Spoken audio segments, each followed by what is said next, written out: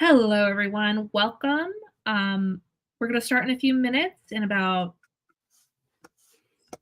7:30, we'll actually start discussion. But hi, welcome in. We're getting some stuff set up for tonight's discussion. We were having a really great brainstorm before we came in here, so sorry we are a little late today. Deeply apologize.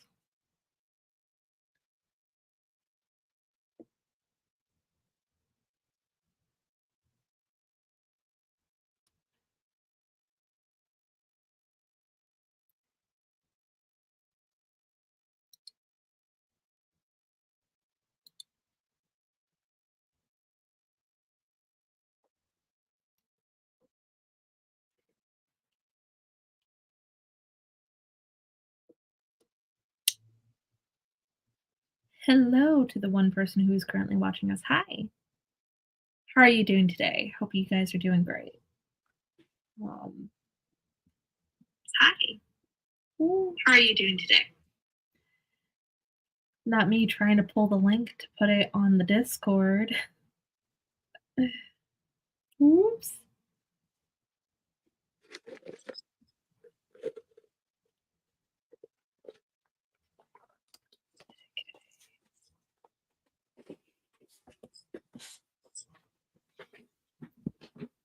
Yeah.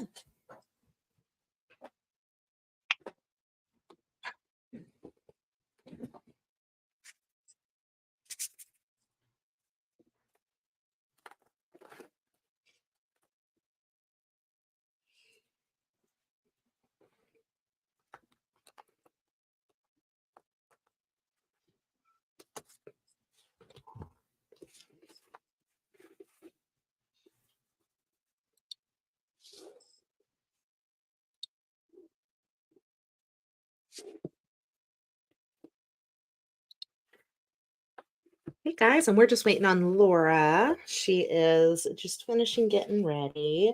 She was grabbing herself some water and everything before coming back. We were finishing up going over our notes and slides with us before we popped in. So we were taking a potty break and grabbing water before we were sitting down with everybody. Hi, Claudia. Yeah, Claudia, hi, how are you?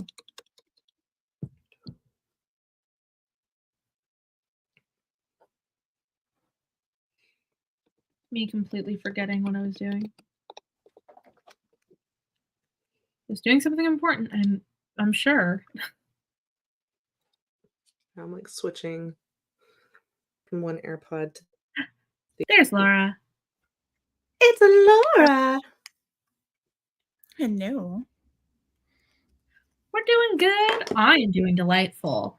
I have root beer for tonight's discussion. And my husband actually went and got it for me, so I'm really happy, actually.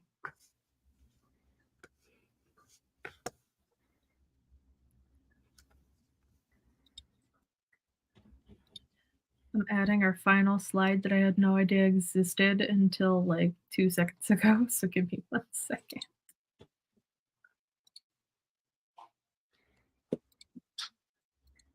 And of course, I saved it wrong, so it's going to take a while for me to fix it. Just the way it goes. Ah, not that one. This one. There you go.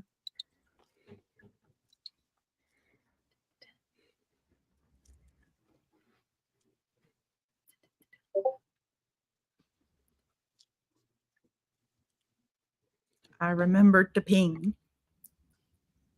Oh, I was gonna say, who was it we were supposed to ping? Was it V? Yeah. Yeah. I did it. Yay! I was just thinking that. I was like putting these on and I was like, hold on a second. I'm hearing Discord going off. Who are we supposed to message and remind? I always feel bad when people like ask me, the ADHD kid. I'm like, you have your notifications on, right? Right? Do they? Hope so. Not me posting the link and being like, what's going on? Because I was so distracted. I'm so glad you guys remembered to ping her because I forgot. 110%. I'm so Julia. You really should have. Me tagging this comment. Everyone should be bringing a root beer to this. I don't like Everyone. root beer. It tastes like mouth. Watch. Sydney. Gross. We're reading A Horse and His Boy. Aww. Those. I love that you. Yes. Yes. Wait. That's yeah. That's C.S. Lewis, yeah? Isn't that the Barnes and Noble book one?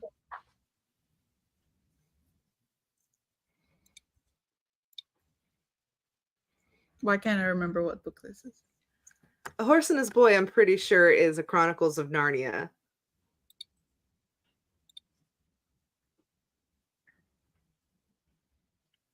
Book.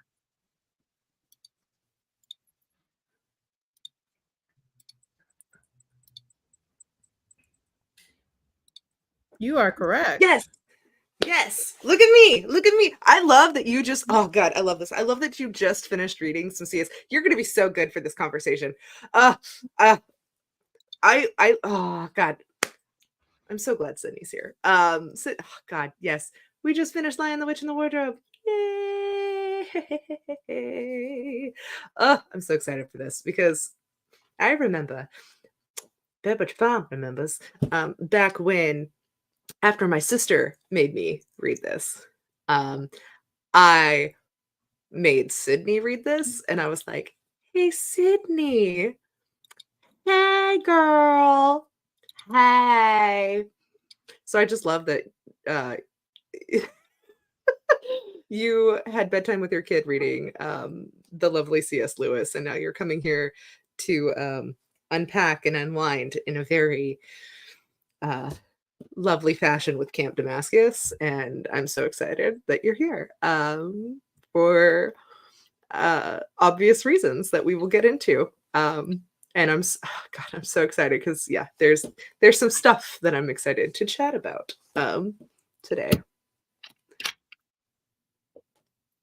Fun fact, did you guys know that root beer is caffeine free? I did not. Sarsaparilla root. I did not. And I even told my husband, I was like, it's caffeine free. I can drink it at night and not have to worry about staying up all night. Now, for Basically. something different. I mean, it's not completely different. It's on brand. But it is also. I love it. It's on brand. Thank you, Dr. Chuck Tingle, for making me feel okay to love root beer again. That was bullied out of me for years. It's been years since I've had one. We all should have made root beer floats. Look, I don't drink soda anymore, but I will go out of my way for a root beer float. Also, I'm bougie. I am big time bougie, and there is some root beer discourse. I don't know if it's bougie. It's not that it's bougie. I'm very diehard for a particular type of root beer. I am a Barks girl. Oh, that's fine. I am a Barks girl. If it's bottled, there I can have some wiggle room on what root beer I'll drink. Like sometimes I'll be like, yeah, sure, I'll have a Dad's. Like I'll drink a Dad's root beer, that's fine. But like, and I mean like bottled, like glass bottle. But like fountain, we're going straight. Like like if it's a fountain root beer, it's Barks. Or if it's like we're getting like from like a 2 liter or like from like or like a 16 ouncer, Mhm. Barks.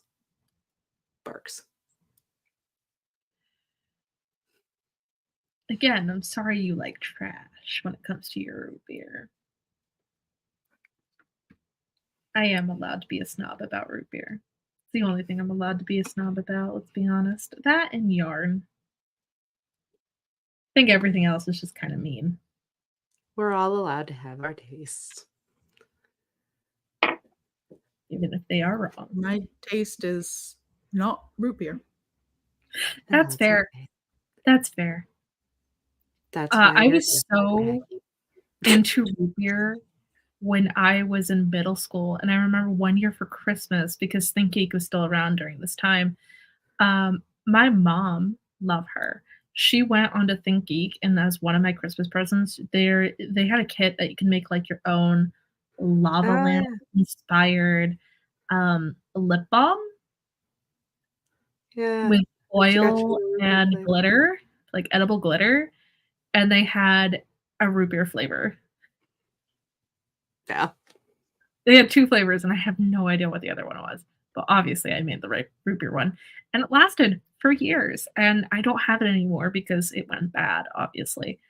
Um, but, I was that into root beer at the time. Yeah. And then you bullied it out of me, so thanks. But that's okay. Chuck made me love root beer again, it's fine. You guys were like, "It tastes disgusting. It tastes like medicine. It tastes gross." You and Not Ryan. all root beers created equal. I think This that's is fair. true. This is true. I really like my favorite that I typically would choose to get is one from the where I get my groceries, and I have no idea what it's actually called, but it comes in this dark brown can. It's not Dad's, I know that, but I have no idea what it's called. Probably not No your idea. father's. Yeah, it's not that one. Yeah, that one's Okay. Yeah, that alcoholic. one's in a bottle. Yeah, that one's in Yeah, a bottle. Oh yeah, that one's alcoholic. Yeah, that's right. I was like, yeah, wait a second. yeah, it's not that, Well, and I don't drink with it. that, it is 7:35. So we're gonna do official introductions now because we're gonna get this show on the road so you can start chatting about Camp Damascus. This is a show? Welcome. I actually got my physical copy off my shelf for this. Welcome. Hi, guys. This is the double feature Creature Crypt. I am Kaylee of Kaylee Creates. It is so lovely to see you guys here. Above me, we have the wonderful tiny son, Mackenzie. She is our Discord bone witch. She is our Camp Damascus expert. She is the one who set us on this train. This was her pick, which she has been super excited about. And thank you guys so much, by the way, for bearing with us this month, as a lot of us are from Houston and have been Drowning. we have been dealing with the with being Beryl and then the aftermaths of Beryl, which has been fun. So thank you guys for being flexible again. You guys for huh? I said, and now it's raining again. Oh yeah, and now we're just it's just Yeah. Noah's Ark here. It's fine. Just if we're just waiting, 40 days, 40 nights. It's just gonna rain forever. It's fine. Forever. We'll be fine. So we're just gonna move on through. But we really appreciate you guys' understanding and patience, and thank you for this month. Below me, we have the ever fabulous Laura, Lady Tartan on Instagram. She is here and she is ready and styling in her fabulous package. And we all have our very wonderful Burn It Down Camp Damascus bandanas. Thank you, Tor Nightfire. It was part of the pre-order campaign. They did not send these to us. It was just part of the pre-order campaign when we purchased Camp Damascus. We wish we were cool like that, but we're just pre-order your books, people. Be cool. Yeah. Pre-order. Support You your get cool authors. stuff. And be patient for your pre-order bonus because sometimes books are incredibly popular. Yeah, sometimes things happen, folks. That's just what do. But yes, so without further ado, welcome to the Crypt, guys. We're excited to have y'all here.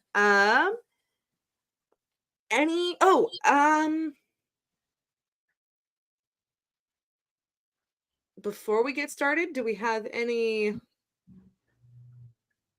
thing we need to talk about before we go in?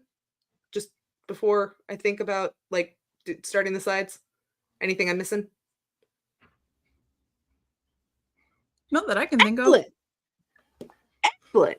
All right. I'm just making sure. I was like, Am I ready to play the role? ready to Yes. play the role. Just answer yes or no. Oh, roll it. Okay. J.M. Barry wants you to be gay. Yeah. Welcome, guys. What did you think you were here for? You thought you were here for anything other than queer content? You were wrong. We're This gonna is set the really tone the right book we away. decided to read this month. Count Yeah, Damascus was a complete lie. Hello. This is Yeah, what if, we're reading. Peter. This was a bait and switch, guys. We really read Peter Pan this month. So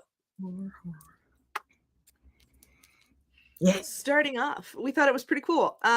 This is going to lead into the next slide, of course. But we also thought it was really funny that we were like, J.M. Barry wants you to be gay. And the book literally starts with that reference, so we thought it was does. of It shadow. does. I was telling the gang earlier. I was laughing because when I was refreshing earlier, oh God, I love that. It also just dawned on me that like opening the actual chapter name is Leap of Faith, and I'm like, I'm so dumb. Love it here. But when I was refreshing and listening to the audiobook, I had put it on like 3 times speed because I was like, oh, I don't have to pay. I mean, like, I don't have to like pay attention. I just need to like re-listen to things and let it like pick up and jog my memory, right? And it was like speaking in tongues. And when I was going through and I was listening to it, and it was like J.M. Barry, Peter Pan, and I was like, maybe we have to slow this down just a bit. Like, my brain was picking up all of these like little things, and I was like, okay, maybe we need to turn it down just a bit. So here we are. But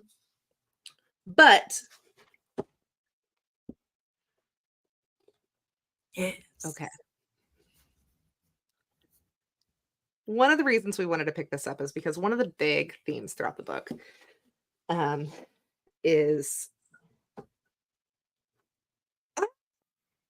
okay. I'm so excited about this.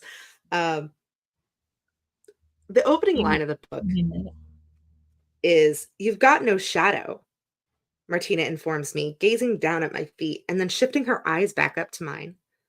I check, and sure enough, my friend is largely correct. Thanks to the afternoon sun hanging directly overhead, it appears my shadow has mostly disappeared.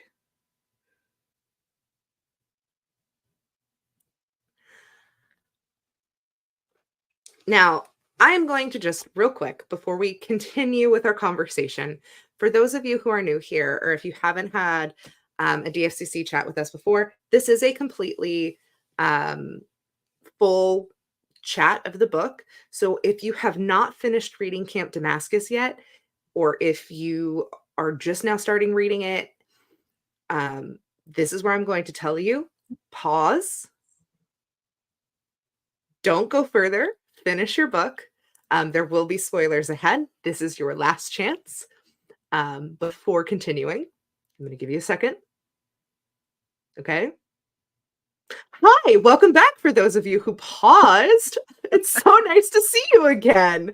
Oh my gosh. Hope you had a great time. Super good to see you here in the future. Okay. So now that we're back, thanks guys. Continuing with the discussion. If you go to the end of the book, the last line of the book is, I love a full circle. My shadow stretches on for miles, fully engulfing the city below.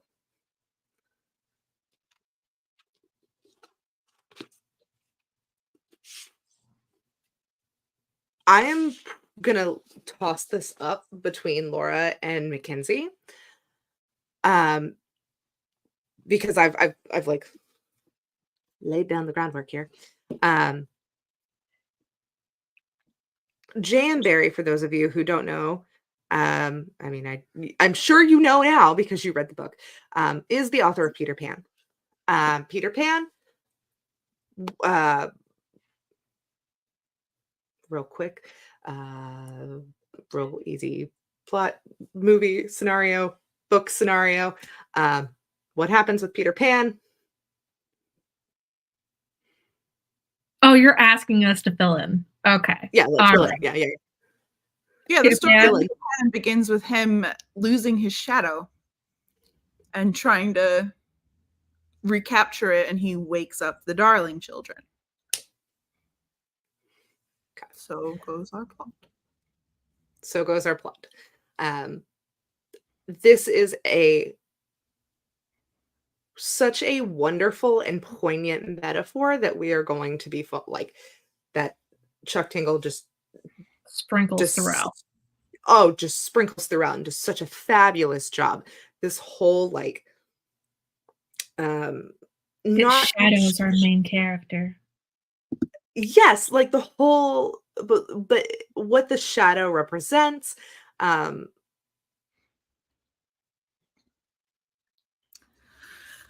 where, because the big thing is, right, because the point of Wendy is needed to tether, right? There is this other person that is needed to keep Peter Pan rooted, right? And J.M. Barrie that- even said that the shadow he intended to represent as Peter's link, his tether to the physical realm, and Wendy, because he keeps coming back to hear her stories. And so the shadow only, well, and correct me if I'm wrong, but the shadow only exists in the real world, right? That might be going a little too into things, because I think when we're in Neverland, I can't remember if the shadow. Yeah, I actually don't remember. Because I don't want to go off of like the Disney movie. I have not read Peter Pan. Give me 5 minutes. Hold on. Let me put this book to my forehead. Research must happen. Right. But I don't, I'm sure it does, because she sews it back up. She sews it back to him. Yeah. So I have a we have weird to go with recollection of like either like one of the Lost Boys saying like, "Oh, you got your shadow back," but I could be imagining that. Right. I was like, I feel like that is a like, I never want to be like confident on anything on that, because I'm always like, I don't know. There's just gaps. My brain's like Swiss cheese at this point. Remembering things that I'm like, I'm not going to fill that in. I'm not confident on that. I don't want to be a diehard knowledge on that. I did not read that book. I read this book. But and I also don't like equating things to Disney, because that's a problem. I have a big problem with that. That's a whole there's a word for it. But Baldurite oh god. Bald I always want to say bastardization, which is true, but it's bald balderi balderizing a story is what Disney does, and it drives me nuts. And I forgive me, I know I'm butchering what the actual word is, but that's what it is. Baldero? I, I I have it written down in a college notebook back here, in one of these. It's somewhere in there. But it's like balderization or something. Um, but anyways, I'm getting lost. It very much goes with the story, right? Because here's the shadow. The shadow represents memory, right? Rose can't remember things. Rose can't remember what's going on. There's large parts that go missing. I mean, Rose has to go on this journey to discover what is not there, what is absent, Who she is. who she is, right? Like there's this whole other part that consistently makes her feel adrift, that consistently makes her feel not whole, makes her feel like something is off, like she doesn't quite belong. Like there is very much, there is so much nuance to the story that she knows, like, there is more wrong here than just one thing. Like there's more going on than just this. Because she's able to identify, like there's things about her where she's like, I've always been like this. I'm always able to store facts. Like I'm always able to do X, Y, and Z, which we're about to talk about in the next slide. But then there's these other things that she's like, it feels wrong. I know I should. The gaps, right? Like, so for those of you who joined us for But I'm a Cheerleader, it's like that opening scene before like right when they're doing the intervention, and she's like, I don't understand. Huh? What? No, that's not okay, maybe. No, no, no, no, no, no, no. That wouldn't be possible because of all of these other things, right? Like, but then it's like a shadow, right? You can only see it certain times. It only catches at the right angles. It only shows up. It sneaks up on you, right? Like a shadow isn't always there. Right? Kenzie. Yeah, Hey. We don't have to worry about the Jay and Barry thing. Come back to the conversation. It's okay. Okay. It's okay. Yay, Vi's here. I mean, I just found the section you were talking about. Oh, what'd you find? Wendy is yelling at him for being ignorant about sewing. He's trying to explain that his shadow is no longer attached to him and needs to be stuck on, which I think is really interesting because it also highlights a level of like Peter Pan is an eternal child. Mm-hmm. He has a childlike understanding of everything around him until we see him in Neverland and he's fighting the pirates. That's the least childish thing about him, really, because if you don't know, in the original story, he thins out the Lost Boys as they get older and has thinned out several pirates as well, which is a very grown-up thing to do. But in all other matters of like logic, really, he has still this retained sense of childishness.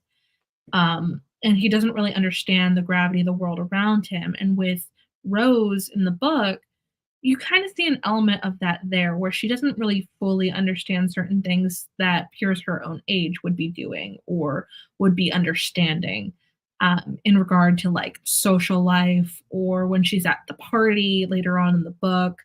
There's a bit of a disconnect there. Right. Right. Like there's definitely like this world she's not. Fully comprehensible of.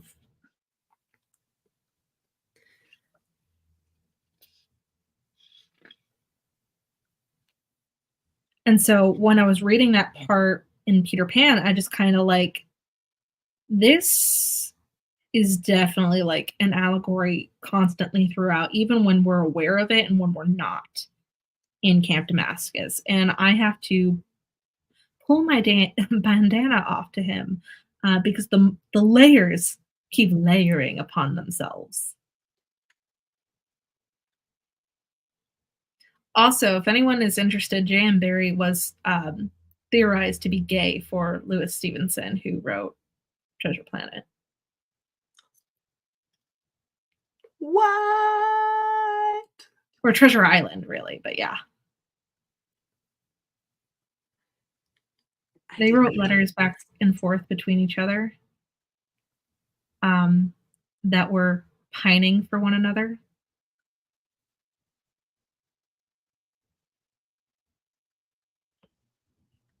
Oh, Oh, yes. Yes, this was I was talking to Laura about some of this earlier today, and I realized as I started talking about some stuff, I was like, oh, I'm talking about the wrong book. Yeah, you were like, wait, no, that's American Rapture. I was like, oh, hold on a second. I'm an idiot. Oops. And I mean that in the absolute like most flattering best way, because yes, sometimes the religious trauma do be like that. It absolutely do. Reading them back to back was trauma on trauma. Yep. oh, It do. Yep. I bet. Yeah. No. That's yes. That's a lot. That is a lot to go through in one foul swoop. God, yeah, that's that is a lot. I have a lot of thoughts on this, on both of them. Yes, if you they are very they go well together. I will just say that. They go very well together. But yes, I know we had a little bit more to say on this. I'm not entirely sure what else you guys wanted to add. the constant allegory to the shadow throughout the book, at various points. I know we discussed briefly before we decided to do discussion tonight. So we see it, of course, within like the first sentence, how it's barely there at the beginning of the book. And then towards the end of the book, there's parallel in, I think, the last chapter or maybe the last paragraph. I don't remember. But it's definitely like on the last page. The What's the last sentence? parallel. What?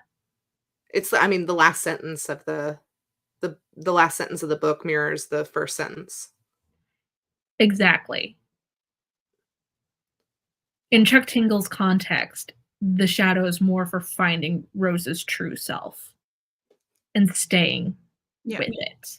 Instead of being a tether to the physical realm as it is with Peter Pan, it's like the shadow's her tether to herself. And she's fighting to get it back the whole book. Yes. Well, and I also kind of really liked the I liked the juxtaposition there on do where is it? Hold on.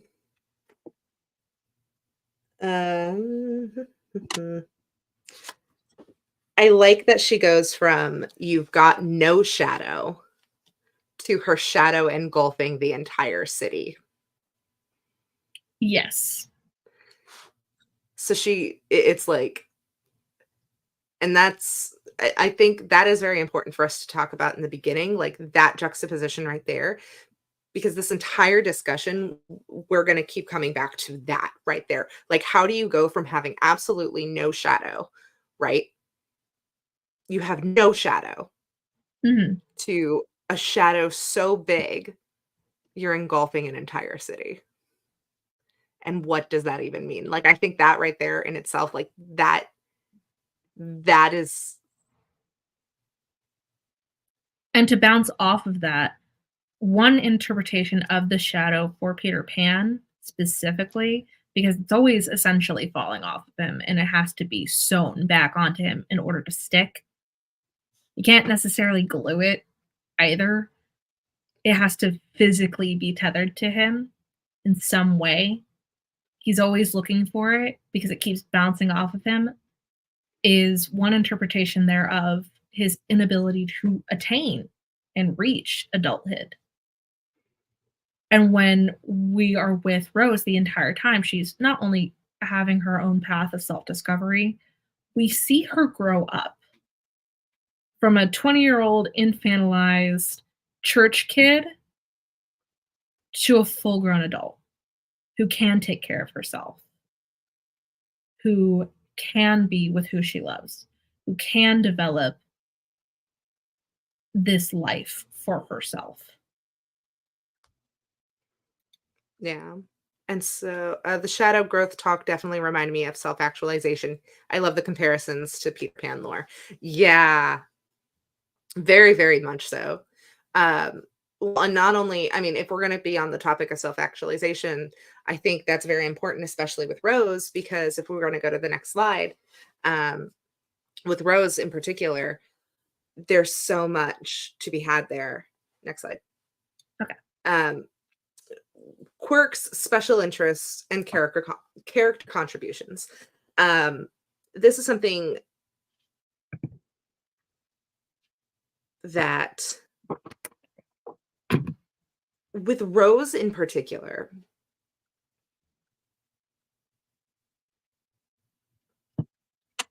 I think it is important to point out for people not in neurodiverse communities, right? So many things that we do, so many things that a lot of people do that are a part of neurodiverse communities just get labeled as like, oh, you're just so quirky, or like, oh, that's just a quirk.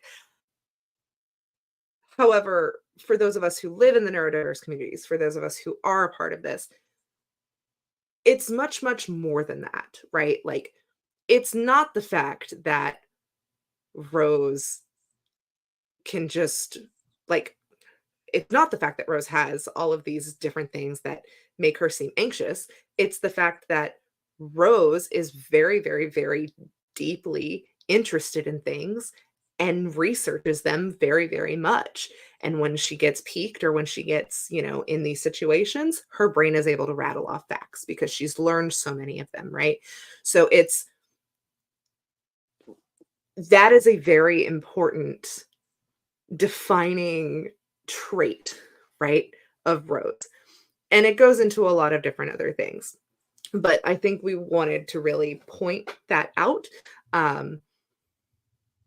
I know Mackenzie's going to talk a little bit more about that too. But I know for me, because when we were even typing up the slide, Mackenzie had even paused me. She was like, I don't know if we want to use the word quirks. And I said, oh, yes, I hear you. I want to use that very specifically because some I'm the people guinea don't. pig. But you weren't though. You weren't though, because I mean, some people don't. Some people Don't know. some people don't know. Some people don't belong to neurodiverse groups. Some people don't have to go through different kinds of struggles like that. And I know that was something on my first time reading this. A little bit of background on my sister and I. When we had Mackenzie had read this book first, and when she had read it, she had begged me for months after, once she found out that I had become a horror reader. She was like, "Kaylee, you have to read this. Kaylee, you have to read this. I need you to read this." And I was like, "Yeah, whatever. Okay, whatever. Yeah, whatever. Fine, whatever." And I can't remember exactly when it had happened. I think it was around like it was around October. It was like end of September, beginning of October. I finally was like, last year, I was finally like, okay, I think I'm ready to read it. It was on Everand. I found out Mara Wilson was doing the audiobook. So I was like, yeah, I'll read it. Sure. Matilda, the faceless old woman who lives in your home. Matilda. Love her. And I had read it, and suddenly so much about my sister started to make sense, and why my sister had been asking me to read this book. And a lot of it had to deal with, for the first time in my life, I had understood my sister so much better. Rose was not just Rose. Rose was my little sister who I had to order chicken nuggets for until she was like 12. Not to out you, but like, I mean, it makes sense. Rude. It makes sense. Like, there's some things about Rose, there's some things about oh, don't worry. There's plenty in there's plenty in some of these other books that I'm like, "Oh, let's put that back." But Where it came from, or so help me. oh, bum, bum, bum. Yeah. But it was the first time where I was like, now I understand why she's asked me to read this so bad. Now I've been like, Chuck does an incredible job at really Detailing the experience. incredibly well. And speaking to it, not just in his novels, but like post. So we very much appreciate that. And we I will think, support an autistic icon any day of the week. well, and it's not just as a plot. I mean, it's not just as diversity for diversity's sake. These characters in the book, they're people. They're not just diverse for a quota. They're as real as my sister. They're as real as like me. They're as real as my best friend. They're as real as so many other neurodiverse people that I have met that are really truly, that struggle with a lot of these issues. Yes, but And I meant like Chuck himself. oh, I didn't hear you. I didn't hear you. I said we'll support an autistic icon any day of the week, and I meant Dr. Tingle. Oh yeah, I didn't hear your comment. Yeah. We Yeah. absolutely will. Heck yeah. That's Heck yeah. why it's such a important piece of media, in my opinion. Because as someone who is autistic, seeks out this rhetoric and media and tries to incorporate it into my own wheelhouse of viewing, it is incredibly hard to do so outside of children's media. So Yes. Dr. Tingle making all Especially, these books is a huge deal. yeah, especially finding ways where it's not like talked down to you and people Because aren't treated like the entire lesser. autistic community is infantilized by people who do not understand. Yeah. This is why this slide exists. This is why the whole quirk of it all is so irritating, because if we're not infantilized, our personalities and our interests are passed off of us as quirks or eccentricism and talked down to us and made to belittle us by using certain language. And even if they mean it in the best of way, it further it furthers the issue of not being seen as real people Right. or being But connected to. and I think that's another thing in here where it's like, but the difference is there's so much in here that makes them incredibly real, right? Like, and I wanted to give you the floor for a minute and let you speak to Rose.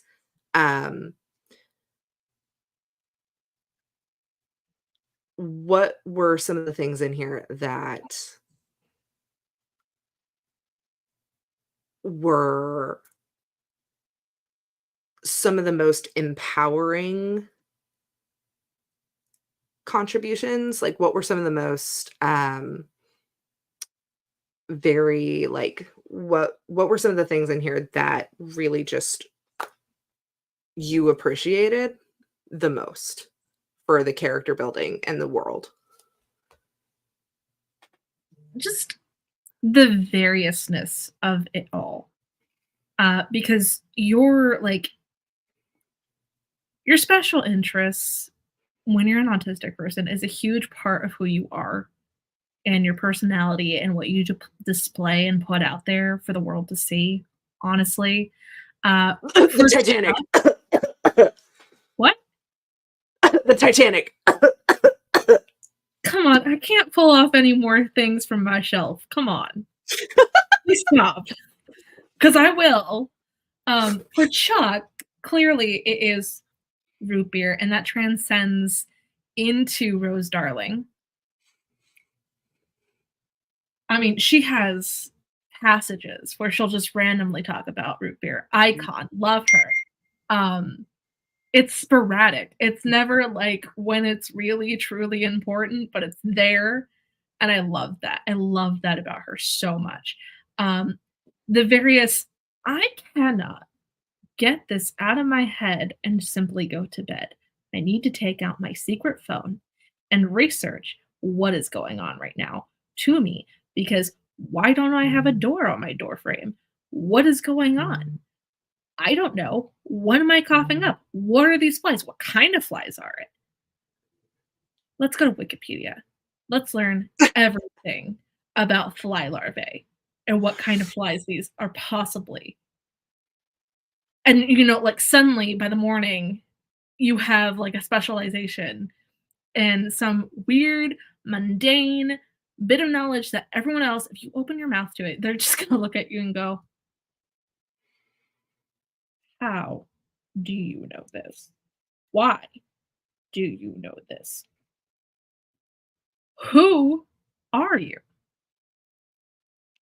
Are you an entomologist? No. No. This is just my hobby. Hobby? Yeah. Heaven forbid girls have hobbies. Like just Which the I mean, and knowledge also of like I what love it you because know, isn't it and like at it's the end? keeping you awake. Isn't it at the end, like towards the end of the book, she has this whole thing where she's like, with the pastor and she's like trying to leave and she couldn't,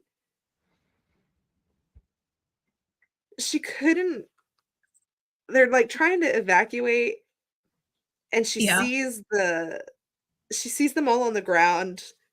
Oh, no, she sees all of the demons locked up yeah, and she's like, well, let me, when I read all those texts, let me just recite this prayer that I can just remember because I did spend all that time reading those.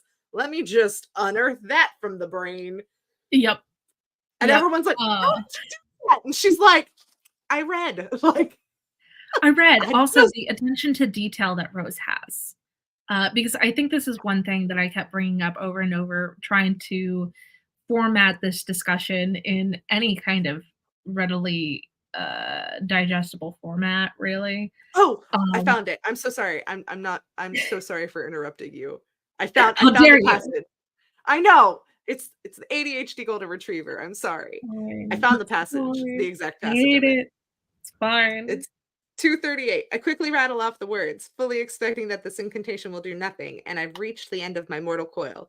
Fortunately, fortunately, I'd been studying these passages so diligently that even now, in this moment of tension and fear, I recite them with perfect accuracy. It's giving running lines with you at the park and being very strict about the words that you're omitting. It's giving me focusing incredibly hard on the fact that we can't really find out where these demons come from if they do come from another planet, but all I can think of is Dante's Inferno and how the church is covering up all these important literatures and paintings throughout the book to paint their own narrative because, and I quote, history is written by the victors, as Rose says. Even the little bit about maybe it was about, I don't think it was about the ice and fire, but it was something else. It's near the end. And she's like, this could have just been something that was switched as a joke between two people, but they died before they could tell anyone, and it's become canon. Right. Yes. Yes. Yes. But it's just the little things like that where they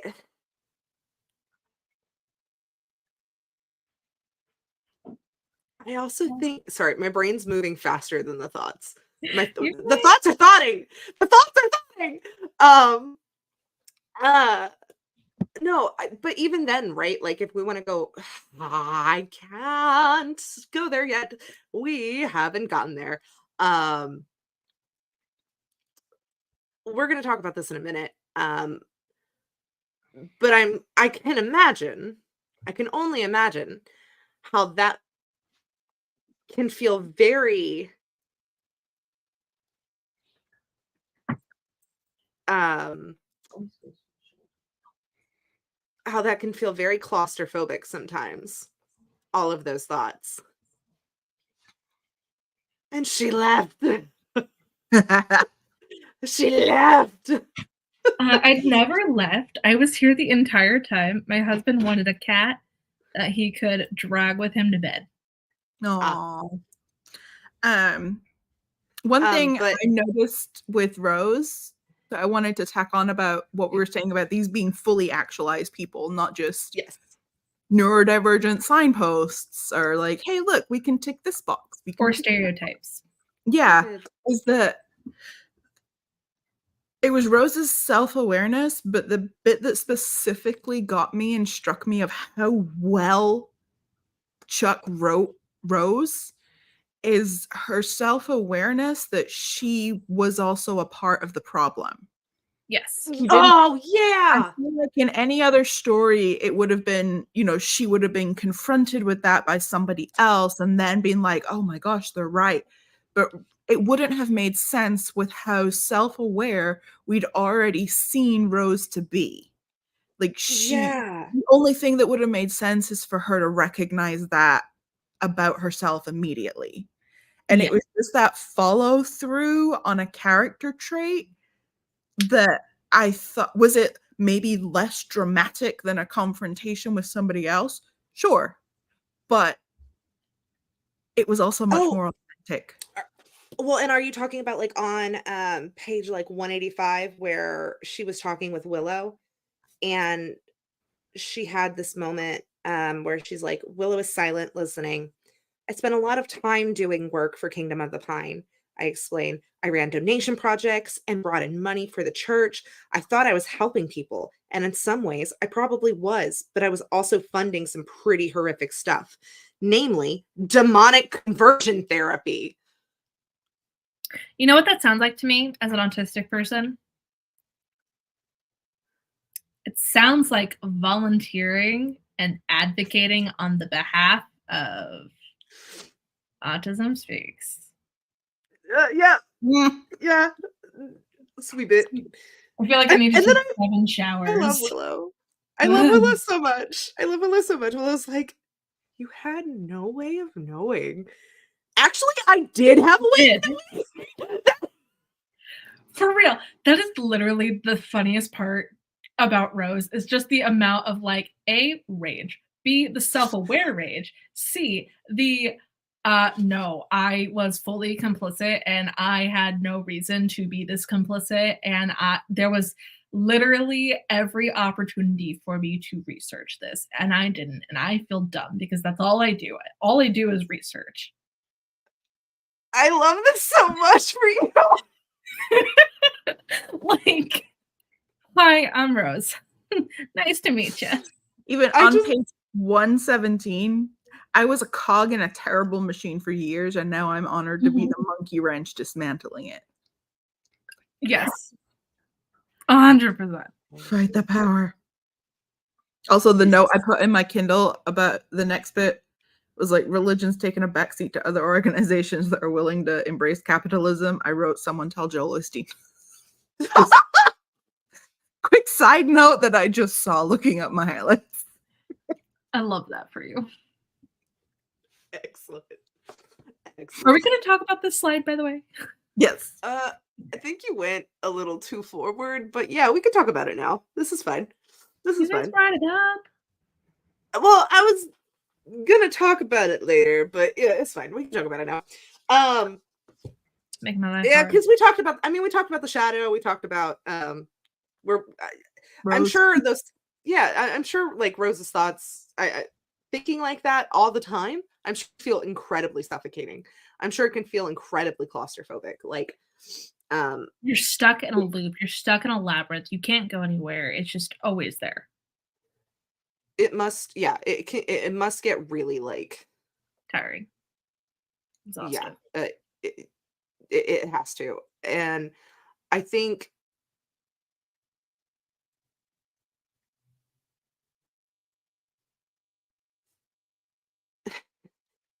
the brilliance of Chuck creating a town like Neverton for Rose to live in.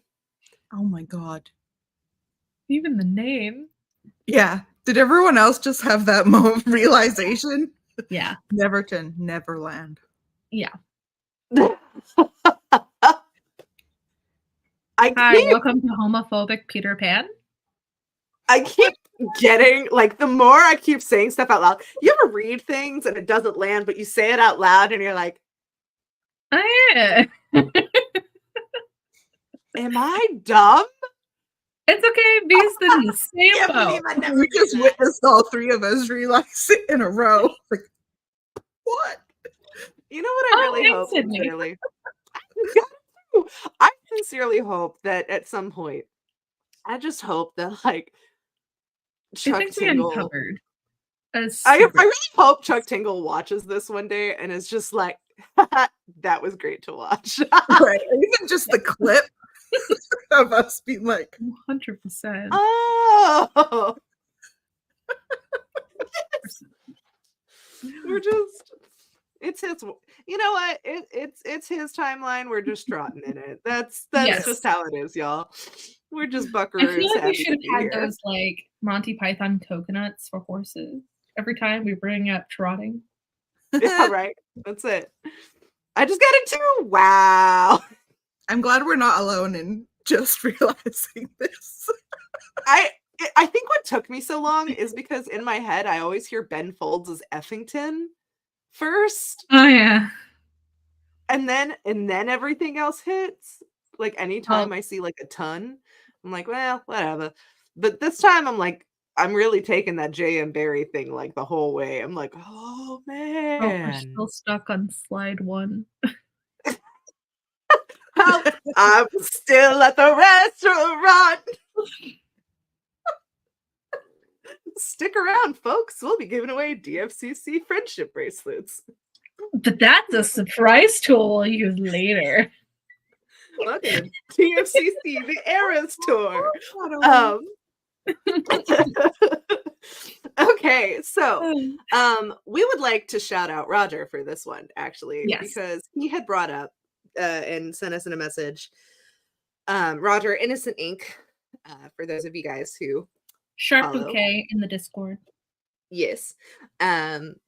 He had brought up in his reading the idea of how the town was so suffocating and felt so constricting and confining, but then it's juxtaposed with the concepts and ideas of things like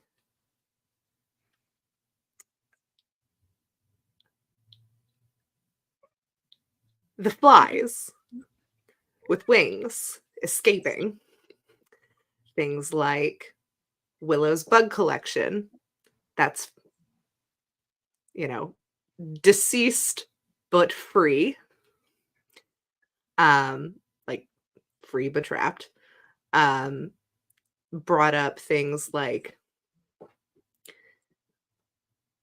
even how Willow herself lives in an apartment on her own and yet still feels, confined, still feels trapped. Like there's all of these signs, like even freedom comes at a cost, but what is the cost, right? Like there is some kind of, you have to have some kind of tethering ground. Like anything in excess, overabundance of anything is still a sense of like smothering. Grounding. So Yeah. Grounding. That's the word. Sorry, guys. I have really bad word aphasia. For a bitch who reads all the time. What are words? It's okay. That's my I curse. went to the doctor today and he was like, grounding techniques. And I was like, I count ceiling tiles. Does that work? Been there. Yeah. What is it? It's the 5, 4, 5, 4, 3, 2, 3. 1. 3. I can't do it. Also, do you know how much it broke my heart when her parents would tell her to not do that? Yeah. Like, that was one thing that just, like, hammered home, like, why? Yeah. And it really hurts because as an autistic person, and this is something that I didn't know for years that I was actually doing in different ways. I think the most prominent was, and I still do this, and I have to catch myself, otherwise I get split ends. But I would just sit there and twirl my hair. Yes. When I go to bed at night, I can't go to bed without twitching my feet, kind of like a grasshopper. I'm going to be honest. These are forms of self-regulating stimulation, otherwise known as stims. And a lot of grounding techniques, like what Rose uses in the book, are considered self-stimming.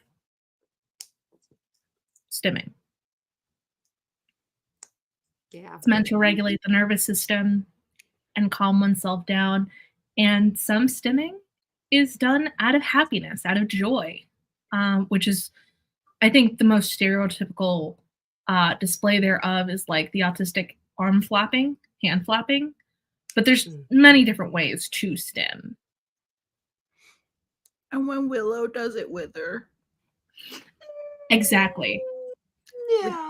We love a partner who validates. Yeah, like validation, and it was romantic and sweet, but also that acceptance she never got from her parents. They didn't just reject the gay part of her.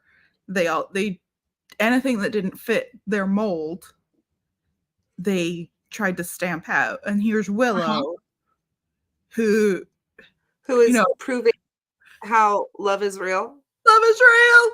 Love is real. Love is real. And the one that got me the most was when Willow pointed out how there are times where they're on the couch doing something and Willow's doing something completely disinteresting to Rose, and Rose will have her clunky headphones on. Oh, yeah, watching the thing. Uh-huh. Let me tell you, that's my husband and I. I Yes. have clunky headphones on prior to getting loops because I'm very noise sensitive and I can't mask my way out of not panicking in public or getting irritated when there's too much going on. And the last time I had to use clunky headphones to dull everything to make myself feel comfortable. My husband and I had a very validating talk and was like, I told you you can get things to make you feel comfortable in public. You're telling me I was right about you needing loops, and now you're buying them? And you're still using my clunky headphones to dull everything? And I was right? Like, yeah, you were right. Tired of not accommodating my needs. Thank you. Normalize accommodations. Yes. Yeah. Don't be Normalize. 23 and suffering. Don't Don't be a No. company that says they promote accessibility and then make people have doctors fill in notes that they can sit down. Uh-huh. Whoops. Sorry. Differently abled, not quite disabled. There are two separate definitions happening. Yeah. Accommodations matter. Truth. Oh, That made me sad too, Claudia. yeah, that's what I was pointing at earlier. Claudia made a really good comment, and I was like, yeah. It was so sad seeing how conditional parents' love was. I don't remember if we made a slide. Yeah, I don't remember if we made a slide for this. I don't think we did. specifically, but I know we will talk about it in one of the slides. It's going to get discussed. I think we the best can place move- for us to discuss it hold is on. probably this one. Well, move to the next slide. I have to go I back. think there's one. Oh yeah. We just really wanted to show you that this one is where we'll get to talk about it. Yeah. Okay. This is Lies, where we'll get to deceit, talk and about it. manipulation by our trusted communities. This is So- entertaining to me because I have an anthropology degree and I am traumatized by the truth. And it's very funny how since like from birth we are groomed and engineered to kind of, Seek out those human connections. and it's not just seek out, but we're legitimately engineered to not, depending on how you're raised. I feel like this culture is changing. But I feel like it has been the norm to not question what is around us. And I say this because of how much religious trauma books are coming out. Mm-hmm. Mr. Magic. This. I say this about book how much. Yeah, wow, we read a lot. I'm sorry, guys. We did not. To be fair, we put all of these on a panel and y'all choose them. So you vote. We just provide the options. It's perfectly fine. Just saying, you choose to hurt yourselves. I mean, technically you hurt good. But Quoting Springsteen. make it hurt so good. Sometimes love don't feel like it should. Make it hurt so good. Sorry. We love to process our trauma. Yeah, welcome. That's why we're here. What was it about? It was our shadow half remains. Welcome to free therapy. Yeah. We're bringing it We're back, not guys. professionals. Do not take this as professional advice. Oh yeah, we're not professional advice. Yeah. The only professional advice. They are not medical degrees in any way, shape, or form. The only professional we'll get advice you back to can take that. away from this is accommodations matter and that love is real. Yeah. Accommodations matter and love is real. And that is Chuck Tingle's professional advice. That's I think that might just be his experience at this point over the last year. Poor Chuck Tingle. Oh, rough. Big But one. love is Love real, him. you know. Love is real. Love him. Love is real, and that was a snazzy suit that worked out in our favor. So Hey. But back to the topic at hand, lies, deceit, and manipulation by our trusted community. yes. So I think from birth, one of the most important things, right, is I think one of the first communities we're exposed to is our families, right? And I say that because when we're born, we're not solitary creatures. We are entered into this world in like, right, we have our first, like, here we are. And then we are like, typically, we are brought in, and then there's like this whole family dynamic situation going on. So I think it's really interesting in the book. Rose's mom in particular, and the way Rose's mother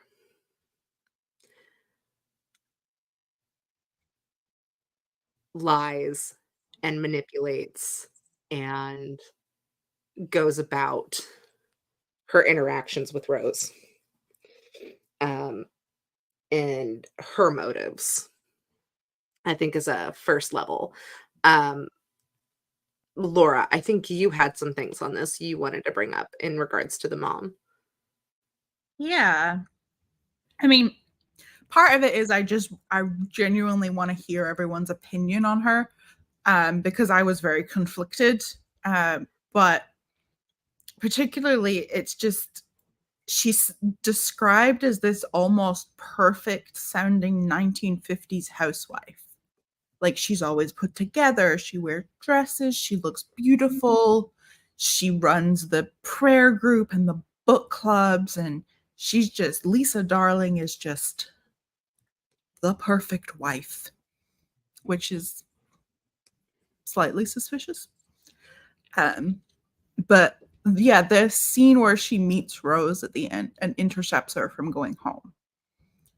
And it just, I mean, I don't think it's meant to be cut and dry. I think it's intentionally very tumultuous. Doesn't she remind her? She reminds her. She's like, not reminds her. She warns her. She's like, "Do not come home." Yeah, and gives her the bag. Like, she's packed a bag for her with presumably like clothes and stuff. And it's like, get it, go. But I personally appreciated it and loved it because she knows that, like, it's one of those things where it's like, you see that she has accepted her lot in life, and she might not, like, because she's accepted her lot in life, she's not ready to process what her daughter is doing, but she also, like, acknowledges the fact that, like, she does genuinely want her daughter to have a chance, even if it might not be what is for her. And she wants the least amount of conflict in it, so she doesn't have to process anything. So it's kind of like, if I give this to you now, I can have the benefit of the doubt. You can go. You can go.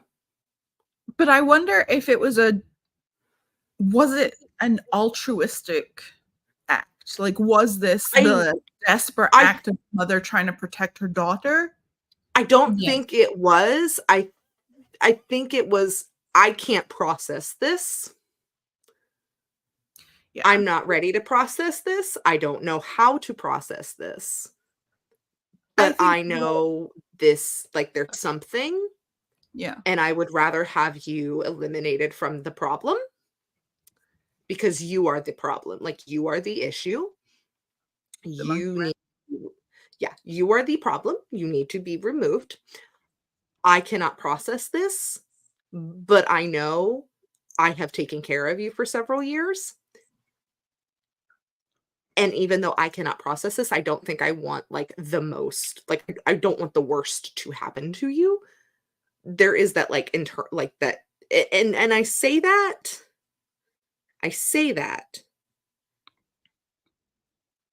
only because not only. I say that for a couple reasons. One, I just don't see it as the most malicious. Like I don't. Uh-huh. I agree with Claudia. Yes, that was the Yeah, point. she couldn't watch Rose go through it again. Because She couldn't I have watch it Rose pulled go up through it again. right now. It doesn't say it as I don't want you to go through this again because of the pain you will feel. It's No, I think it's it completely says, selfish. yeah, like you won't remember this, but I will. It's like, Will. oh, Yeah. so you're disturbed not by what you're doing to your daughter. You're disturbed. You have to remember her being taken away. Yes. May I? Yes. Because she's seen as property. Well, and that's the other thing too. Like if you're in a religious, and this is what women are property. Women are commodities in the eyes of the Lord and the church. She is a product that the mother made. Rose has no agency in her mother's eyes. So guess what? If she does not fall under that umbrella of the Lord, she is to be discarded. Because she does not fit. And therefore, she does not fit under the plan. Therefore, mom is like, I cannot handle this. You need to go. May I? Yeah. Okay. Listen to this and tell me after. It's so far past that now, Rose, she says, shaking her head. You have no idea how hard it was to convince the congregation to step back after your crash, but you still couldn't stop looking for answers. Well, now they think you found some, so it's not really our decision anymore. Our decision. I open my mouth to speak, but the words catch in my throat. I'm not sure what to say. Suddenly, Mom's phone rings. She clears her throat and sniffles the congestion from her nose, stepping away from the car and picking up. I hear the muffled sound of my father's voice on the other end of the line. I can't make out the words, but his tone is deep and frightening, the polar opposite of his casual tenor during our last discussion, our final discussion. No, I don't see her yet, Lisa offers, staring right at me. Her goodwill is barely hanging on by a thread. She listens for a moment, then loudly continues. Sure. I'll let you know when I see the car. Okay. Yeah. She hangs up. They're waiting to take you back. My mother reminds me. You need to get out of here. Now. I don't protest. Rolling up my window and putting the car in reverse, I start backing away, but only get a few feet before the final thought surges through my mind. I recall my mother's favorite house from our walks, the one tucked back in the woods where nobody can see it. There are no bake sales or women's worship groups there, just a quiet little cabin at the edge of the world. I slam the brakes and drop my window once again, calling out to my mother. You should leave too, is all I can think to say. Lisa hesitates, her eyes burning through me. At first, I think she's chosen silence as a final goodbye. But at the last moment, she opens her lips to offer a parting phrase. You were so spoiled, my mother says in disgust. I continue my retreat to the main road. It feels as though my heart is connected to a string, the spiritual cable stretching like taffy as I back away. It battles to hold me in place, but the only sturdy rope has frayed beyond repair.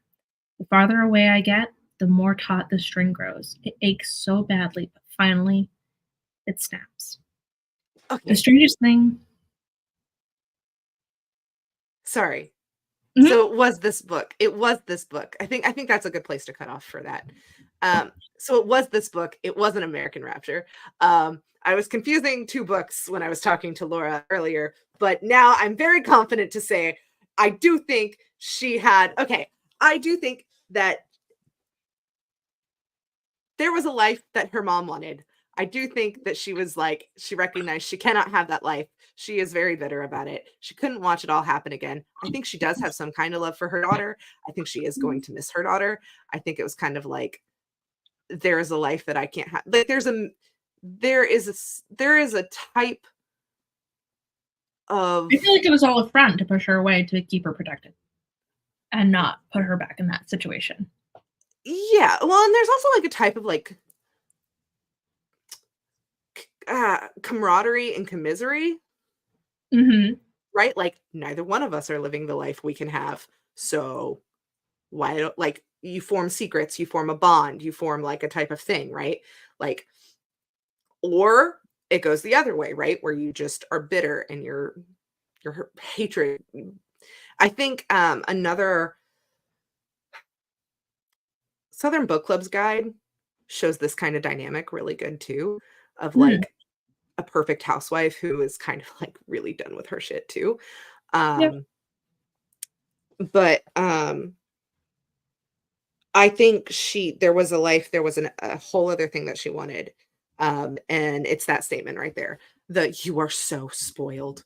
Like you just don't understand like the lot of a woman. But I also think like in this whole knowing Chuck Tingle and like the basis of things being love is real, right? Like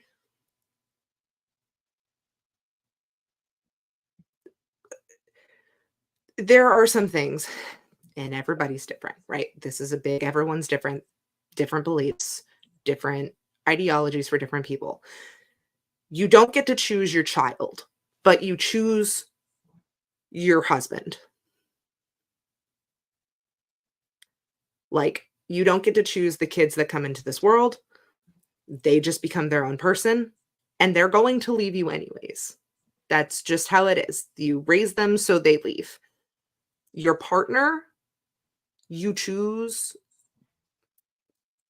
to be with for the whole time. Like that's in this type of context, in this type of mindset, which the mom would have, right? That is what she is raised to believe. She can't, that is a hard thing to deconstruct. And so I think, yeah, it is probably easier just to be like, well, you're going to leave me anyways. Like, at least this way, I know, right? Like, I'm not losing. So yeah, there is about a selfishness, but I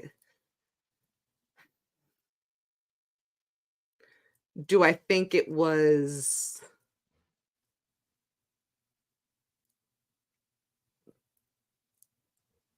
I think she learned the first time how terrible what she did was, Mm-hmm. or else she wouldn't have lied Mm-hmm.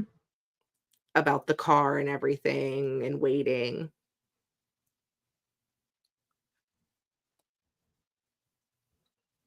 On the phone. And then thinking about the house and everything, and then the "you're so spoiled" line. That's what does it. That's the kicker for me. That's the kicker. I was like, And it is an act of defiance, really. Like she lies to her husband, and we've seen earlier, like he's obviously the dominant force in that house. Mm-hmm. Even when it was the line that was like you're supposed to fear him or something. Like that's strange. Yeah.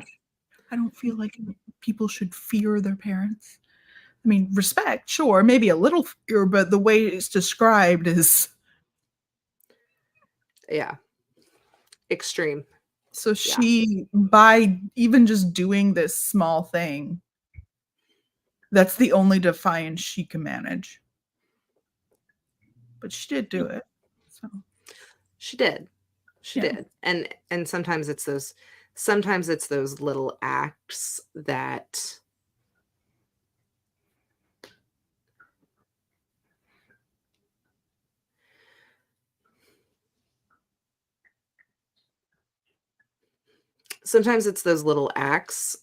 allow people to do big things.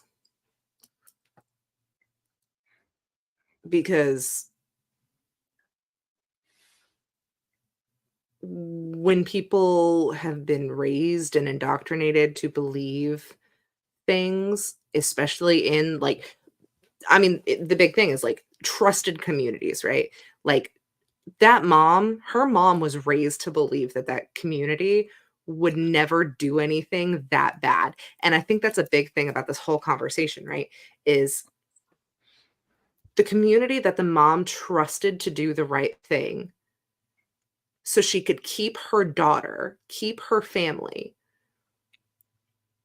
that she thought she was doing the right thing, right? Like, obviously, the mom even knows that, like, maybe things aren't all good. Like, and anybody who knows anything about neurodivergence knows that shit don't just pop out overnight. That goes down apple tree Charlie XCX. Like, all right, it don't just like come forth randomly out of the blue one day. We're taking a side poll on which parent gave me the tism. We could take another on which gave me the adaha. How did I get the My Dave? bet is on the mom. Who gave me the Dave? Who gave me the Dave?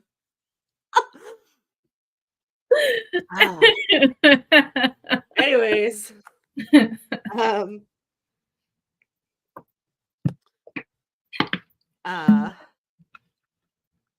my thing just switched to night mode. I'm gonna get a moon burn. But yeah, I think it's because she was raised in this community that she was indoctrinated in and raised to believe that, hey, you know, it's all Gucci, kids. Nothing's gonna happen. Everything's fine. Might just But be- even yeah, but then like she herself was like, maybe there's something more to this. But she didn't have the ability, you know, because generations proceed, right? Things change. We grow. She never confronted them. Rose did. Rose did confront them. Rose asked those questions. Her mom found out, like, oh, her mom found out what happens when you meet those questions, right? Her mom figured it out. And to see that kind of pain, to see, to have, to go to Oz and see the wizard behind the curtain be not like what you thought it was, what you took this journey for, and you're like, oh, let's just put that back. It's fine. We're fine here. You're wrong. What do you mean Because your head is not 25 feet tall? Yeah, what do you mean? What do you mean? Put the projection back up. Put it back up. We do that. Put it back up. I only have 20 more years to live. Put it back up. I can believe it for 20 years. My eyesight's already going bad. It looks realistic. Yeah, it's fine. It's fine. It's fine. It's fine. Believable to some. You know, yeah. Yeah, like to live in that denial, I think is so much easier than when you're already like grown up. Than when you're a kid and you're building your worldview. And I say a kid, but like when you're like a young adult or when you're in your like early 20s and you're like when you are a still trying to figure out. Polaroid that is still developing into a picture. Yes. Because at that point you're like, nope, I know now and I have to do something. Compared to like when you're older and you're saying like when you are older and it's like, I'm just trying to figure out how to pay taxes, okay? Just trying to figure out how to pay my taxes. The one thing I do want to say about the slide before we move on to others is if you do not change and grow as a person, you are limiting your human experience and your experience with other humans. Yes. Yes. And I feel like when you're in certain communities and you don't start having these thoughts come to you, I think it's really important to self-investigate why that might be. I just got my last 3 years of taxes done at H&R. It was expensive, but so worth it, to be honest. Proud of you, V. That takes courage. My husband does my taxes. Look at her I can't do not it. limiting. Look at V not limiting her human experiences. So proud. Hey, in a way, that's true. I hate talking to other people, and I talked to 3 separate human beings I've never met before today. I hated every second of it, but I did it. Yay! Proud of you. I'm so proud of you. I had And to not do one it, of them tried to kill you. that you know of. I mean, you're here. You didn't ask. I figured we could talk about it after the discussion. Didn't need to rile you up before the discussion. Again, it's fine. There was business. I'm jealous. Is tax doing husband? I'm very afraid of people, so it was quite amazing that I did it. I did it the entire time crying, but I did it. But that's I have problems and I need solutions to problems. So, I had a point. It's I wanted okay. to say. No, you said the point. You made the No, point. there was one more, but I can't remember what it was. Oh, you don't want to right. limit. And I want to make it very clear because as someone who is traumatized by religious communities that I did not vibe with at all and had to have the conversation with my parents multiple times. I am not religious. I am spiritual. Do not conflate the two. There is a difference between the Bible Belt in the South and religion in the North. Oh, yeah. So it is a very complex, nuanced discussion. We do not mean any offense to anyone who is on their journey of figuring out what religion looks like to them or spirituality. But it is very important to also do your own personal research in figuring out where you are, what your denomination is, and if you're trapped in new wave thinking or old wave thinking. Because one is disrespectful. And that is the nicest way I personally can put that. All right, next slide. Eat all the apples. apples. That man, not a doctor. Crack, crack, crack, crack, crack. Oh, the irony of this and it being the day I made my appointment.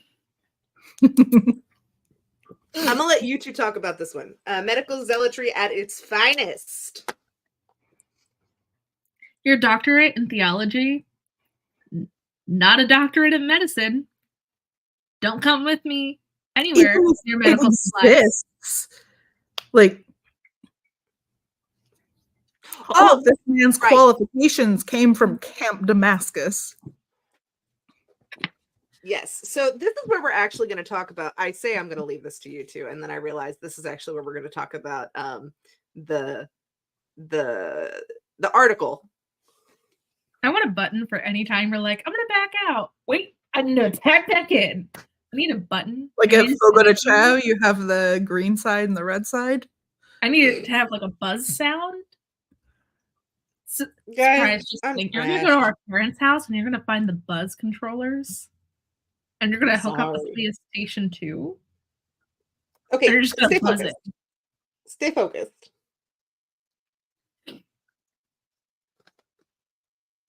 Not a doctor. Not a doctor. You know who isn't a doctor? Dr. Phil Smith.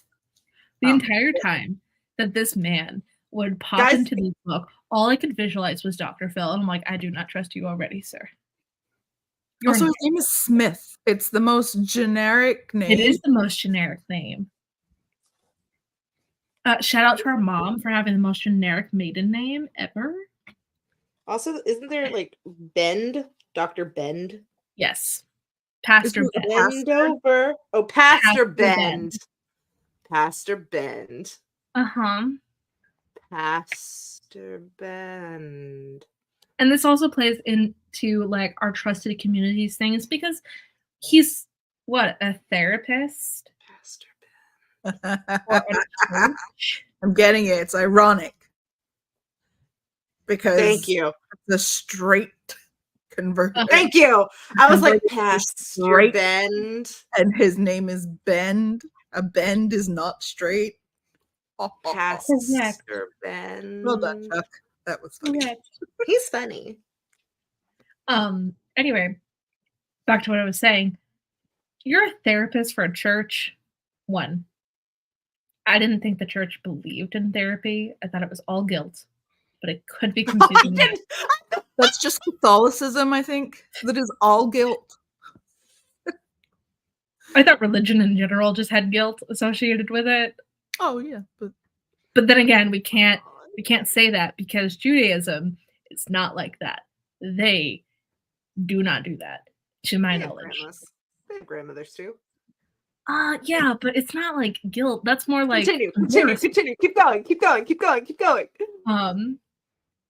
Anyway, one, this is a fictional position to begin with at a church. And you're telling me you have a doctorate? My cat scared me by moving my door and it creaked. Ah, sorry. When I read that the first time, I was just like, do not give him any medical information. This man is going to commit identity theft. This man seems to be the greasiest human being on the planet. How much are they paying him? Is he just in it for the money? Does he actually believe in any of this? I don't think he does.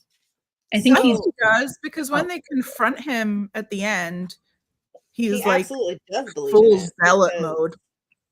Well, No, I he know. absolutely- But, like, at the Yeah. time reading the scene we're introduced to him, I'm like, Oh, okay. Yeah. there is no way. None. Well, and speaking about Dr. Smith, when we go to page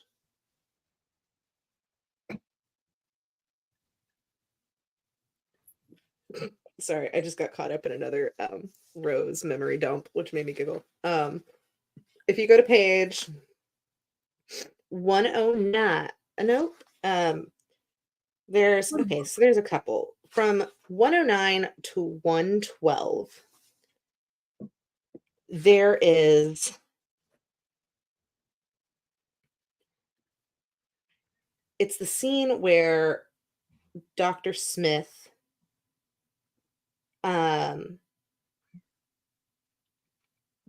No, baby, we're not going to bed. Go away. I think she's trespassing. She goes into the outreach center. For someone who's happily spent their life under the thumb of strict rules and regulations, I have an uncanny knack for crime. Yeah. I love that for her. But she breaks in and she's looking at all the records. This is the time frame I left unlocked after this morning's session with Dr. Smith, and I can only hope some good Samaritan didn't come along and rectify my very intentional mistake.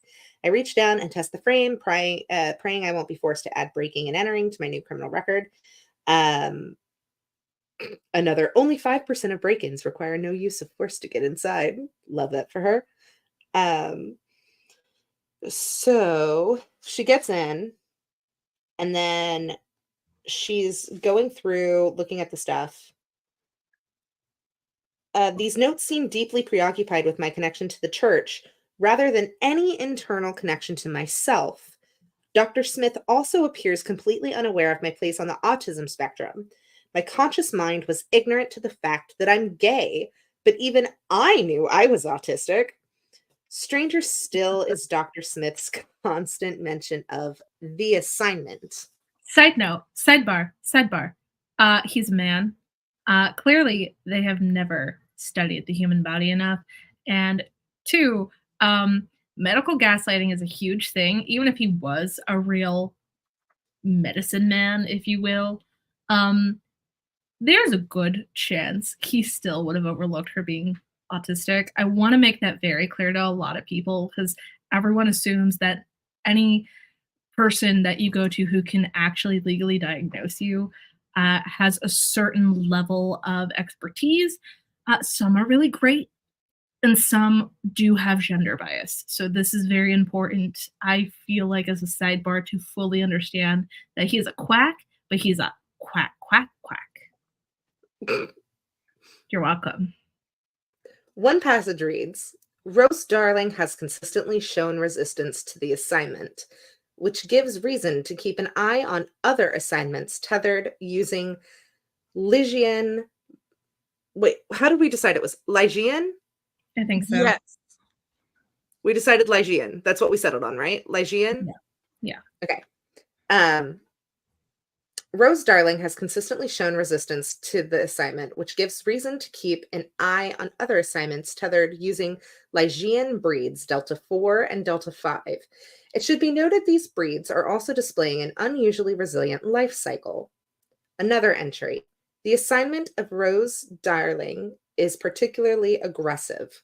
It's difficult to determine whether this is a product of Rose or the assignment itself. L and L have been advised. So we were like, Lygian? What's that? That's pretty interesting. And wouldn't you know, we love living in a day and age of the goggle. We love being able to look things up. And so, just curious for y'all. Any of you guys know? Did any of y'all look up what Lygian is by chance? I did, but I'm an outlier statistically. I'm not asking any of us on screen. That's why I'm an outlier statistically. It was a rhetorical question for us, ma'am. It's a question for the group. It was a question for the comment section. The audience. They do have names. I did at the time and completely forgot. Love that. I love V. V keeping it real. Okay, so Ligeia is an early short story by American writer Edgar Allan Poe, first published in 1838. The story follows an unnamed narrator and his wife, Ligeia, a beautiful and intelligent raven-haired woman. She falls ill. Actually, hold on. I'm going to scroll down here. Yeah,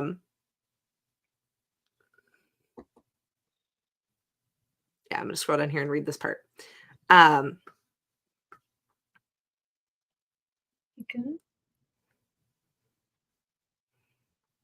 Okay. My food is here. Ooh. Nice. Share with class. It's Thai. So, Oh. the story is told by an unnamed narrator who describes the qualities of Ligeia. You know what? I did not look this up because whatever I looked up was like religious stuff. I think maybe I looked up the names of the tethers. I looked up Damascus. I looked up what Damascus meant at the time, but I did not get super into all of this other stuff. I did not get into this. This was like a fun side tangent that we had before getting into this, and we were like, hold on.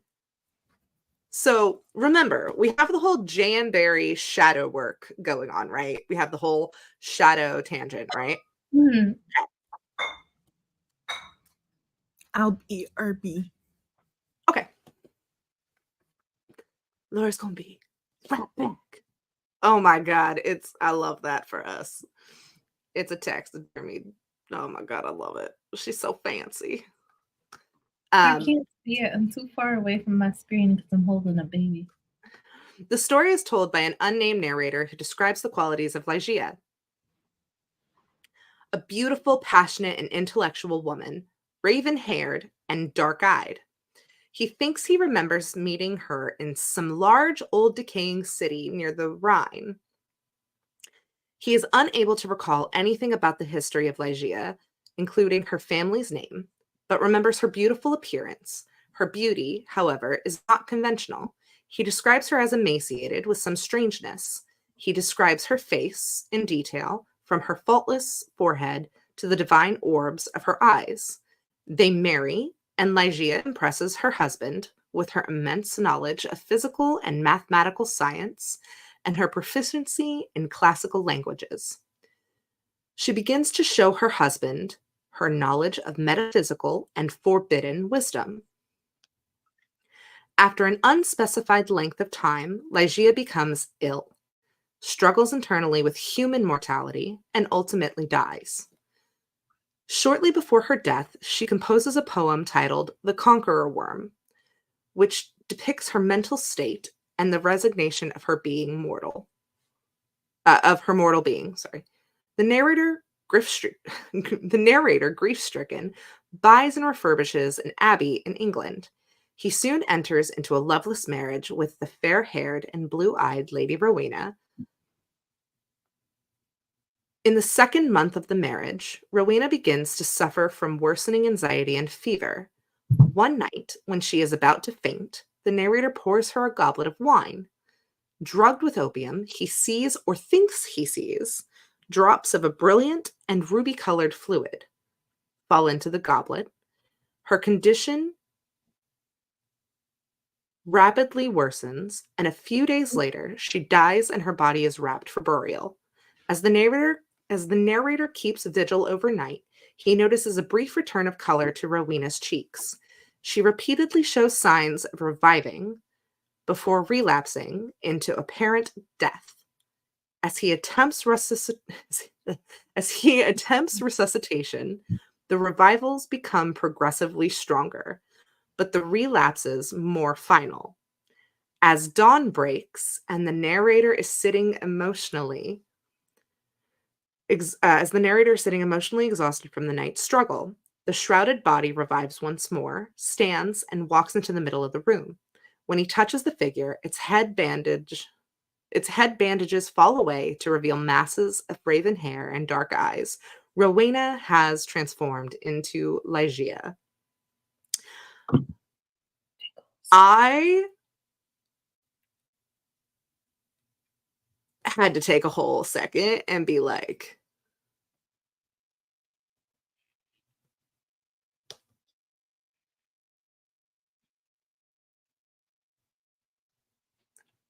I had to let that sit and process for a second when I was like, oh, so they're just out here. This doctor's just out here. Are you crocheting right now? Yes. I'm listening. I don't need you listening. I need you actively participating in the discussion. I Next. am. Continue. Don't be distracted by me. Stuffed a crab ragoon in my mouth, and I'm back. Proud of you. How did it taste? How raccoon of you. So proud. Oh, good.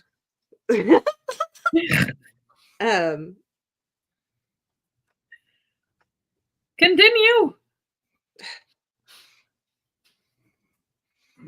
What's the point of you having a degree if you can't operate?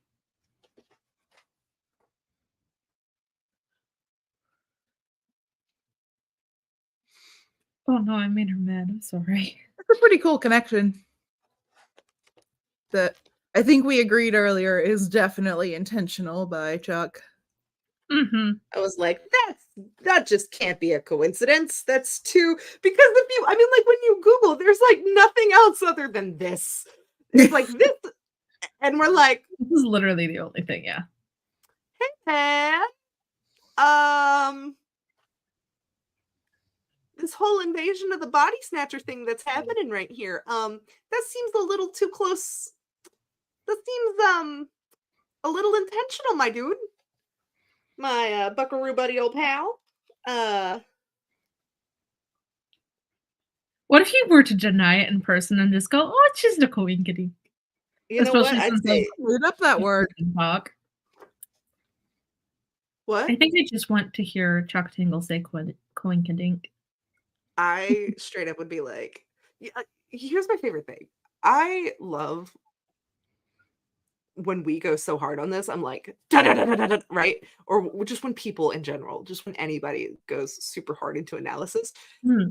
and then authors just sit there and they're like, I just made the drapes fucking blue. I'm like, steal it like a thief in the night. Go, run. Now, this is obvious. Like, if this ain't a thing, That's a pretty interesting conclusion, sir. Then, what is the gender neutral equivalent? buckaroo. All right. That this is quite literally the This gender is my neutral. face hurts from masking and I can't stop masking. So it's affecting my brain. Sorry. Yeah. Also, I feel like my dude has no gender. I use it as no gender. Inanimate I think- objects are my dude, but I know that's a you and I thing. However, I am becoming cognizant and aware that that is actually a thing, and I'm Yes. like, I'm sorry. I apologize. I am trying to be hyper aware. I do, and I will say that is one of the reasons why I do appreciate the two things. One, I appreciate that I live in the South and I can use y'all. Anything is y'all. That is the best pronoun inclusive. That is the best inclusive pronoun I have ever been gifted in my life. Anything is like, y'all gonna join me? Like, y'all want a piece of this? Y'all want anything? Going to the store? Y'all good? Like, love it. I'll take it to the grave. But the attention of buckaroo, it's a lot of syllables, but it just slaps, and I don't have to worry. I'm like, you know what? We're good. Every time We're I hear good. buckaroo, it's accompanied with the whiplash sound in my head for some reason. I feel it also makes me feel a little bit like I'm coming out of a toy box. Like I feel a little bit like Woody. A little bit. Uh-huh. Which already makes me feel good because y'all know I say y'all. I do the three-peats. I'll three-peat things. Mm-hmm. So I'm like, I'm Woody. Howdy, howdy, howdy. So it makes me feel good. let's move on to the next slide. Yes.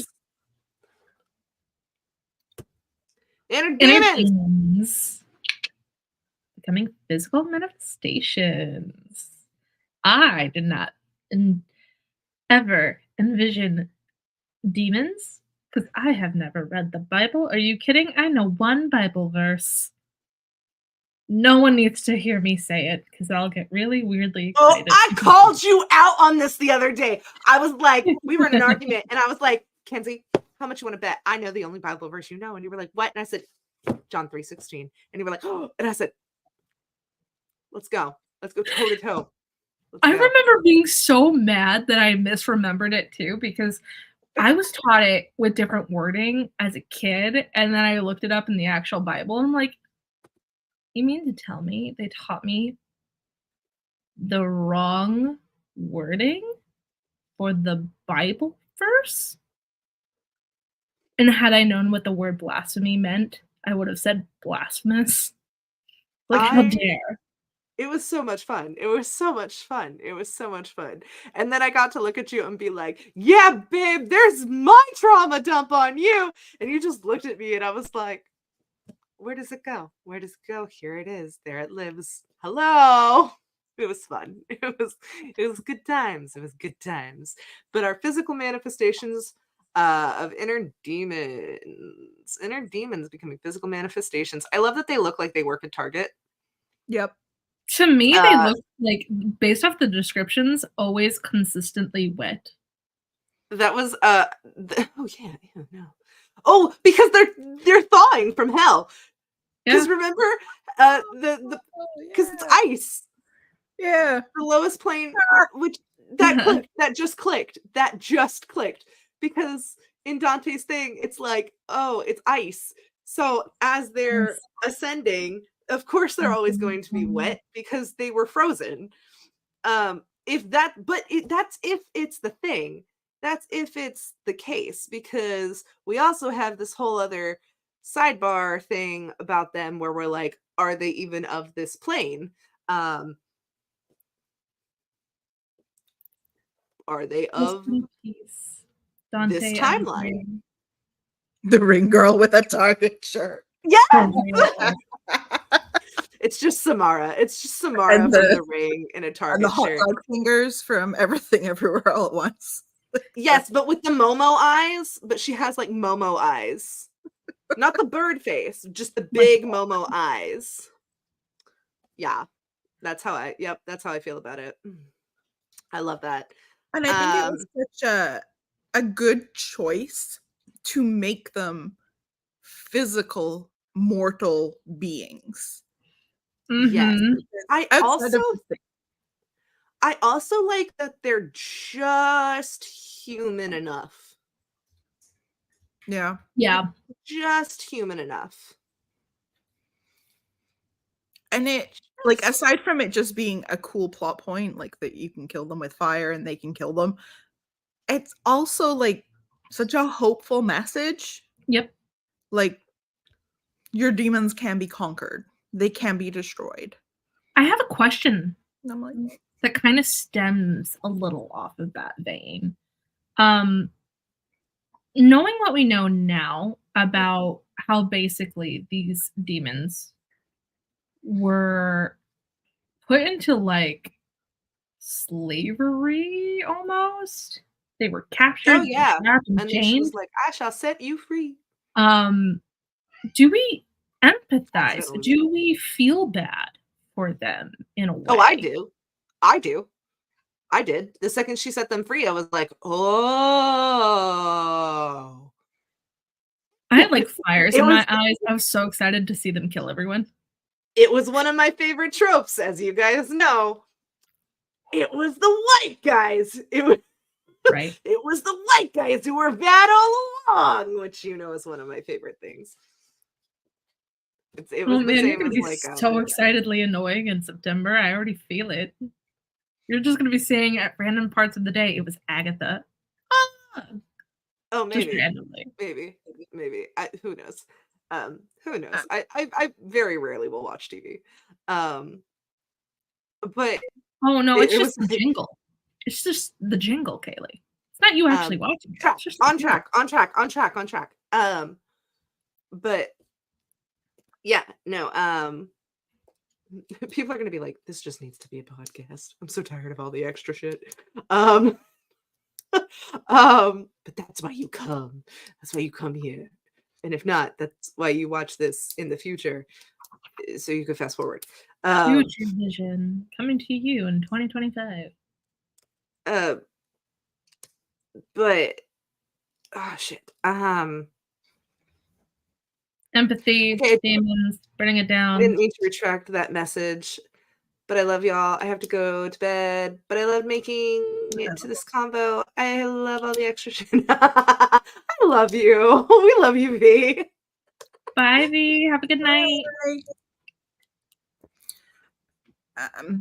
Yeah, I did feel some empathy for them, and there is, once you realize that they're only hurting the leaders and the counselors, the people that were complicit in their Harm. slavery, Mhm. it's just like, good for them. Like, yeah. It's Lucille going, good for her. I think once they have the moment where they're realizing that like they're not hurting any of the like other campers and stuff, and they're just like, wait a second. And there's like that big turn of the tide. I will say the ending, I was like, it was such a rush. I was like, oh god, oh no, oh no, huh? Like, Oh yeah. I was love really- how when Chuck ends their books, it's just like rapid, all fire, all systems go, full throttle. It was good. It was really good. It's my favorite aspect of his books. I'm gonna be honest. It was a lot. It was a lot. But there was a point at the end too, because I know we were talking about we were having some discourse earlier about Mhm. like, are they from here? Where are they like are Are they they human? Are they demons? What are they? right? There is a passage where it's like, meanwhile, the demon shuts the bizarre tube-like device with an audible click, sealing it tight. Light blue liquid blasts into the glass cylinder with a powerful hissing injection, filling the container and completely submerging the precise selection of Pastor Ben's nervous system. His eyes bob and slide against the da-da-da-da. Wait, hold on. Where is it? Do-do-do-do. Okay. I will say this. You can empathize, but also still feel upset. They're not perfect. They may have like their own equivalent of morality that we don't understand as well. Like, no one's perfect, including literal demons.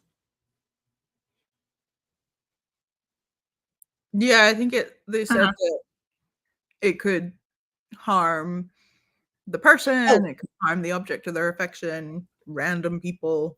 But that was when they were enslaved. Yeah. Yes. And there was a part, I don't know, maybe this is the same part you're looking for, Kaylee, where she talks about how we assigned these values to or the church assigned these values to angels and demons that kind of fit with church ideology, but it's just a guess. Like they have their own system. Right. Mm-hmm. I found it was a different part that I was looking for, but yes, that was something that I was trying to find earlier. But there's this part where it says a jagged, glowing rip in time and space appears before the demon, opening wide as the creature slips through, then swiftly closing behind. Aside from the mangled shell of a body that lies before us, there's no trace they were ever here at all.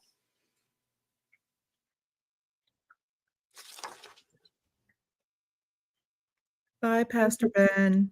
Very sad. Anyway.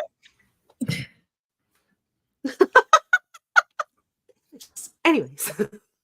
The Loki meme. Yes, very sad. Anyway. Sorrows, prayers. All right. Thoughts and prayers with Pastor Ben.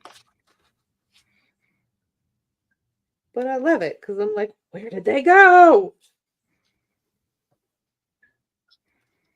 Where are they from? Where did they go? Where did you come from, Cotton Eye Joe? Why were they wearing red polo shirts and name tags? How else are people who are old supposed to be disrespectful? They obviously all came. They're all ex-Target employees that have been overworked and undercompensated. Obviously.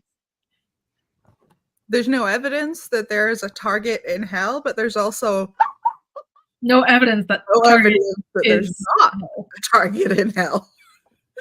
They're all just hell's Target employees. Right? As I say with like our shrine to Target behind me. It's like your manager just walks in on you debasing the company. It's fine. People are gonna think I work for Target. I don't. It's fine. It's fine. It's just your home away from home. No. Yep. Anyways, next slide. I think we're on our last few. Wow. Oh, who'd be your second? This is a fun one. Who'd be your secular apostles? Oh, this is like Jeff Goldblum. I like that. I like he's my secular god. This is like the Inside Out meme that's going around right now. The Inside Out. Yeah. Inside Out characters inside my head. Yep. The Spice Girls, obviously. Come on.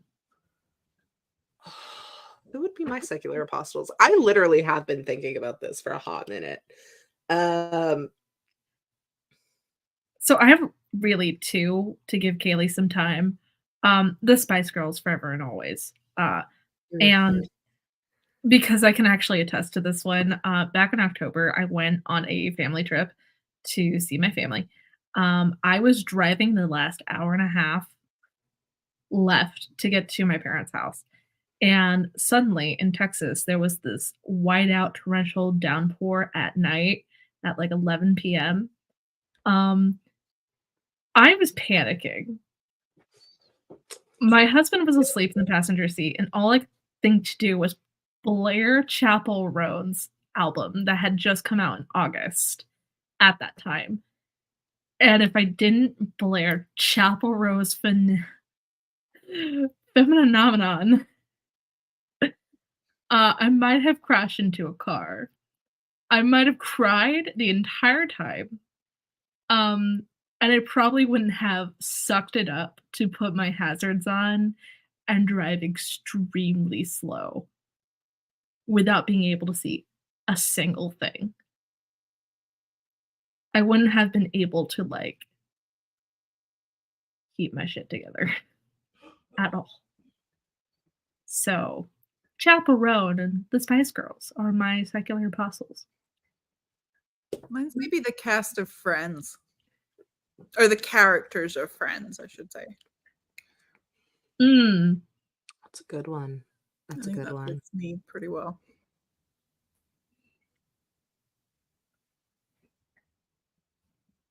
Really The surprised cast you of didn't. New Girl. Sure. Yeah. You bring them up way too much, yeah.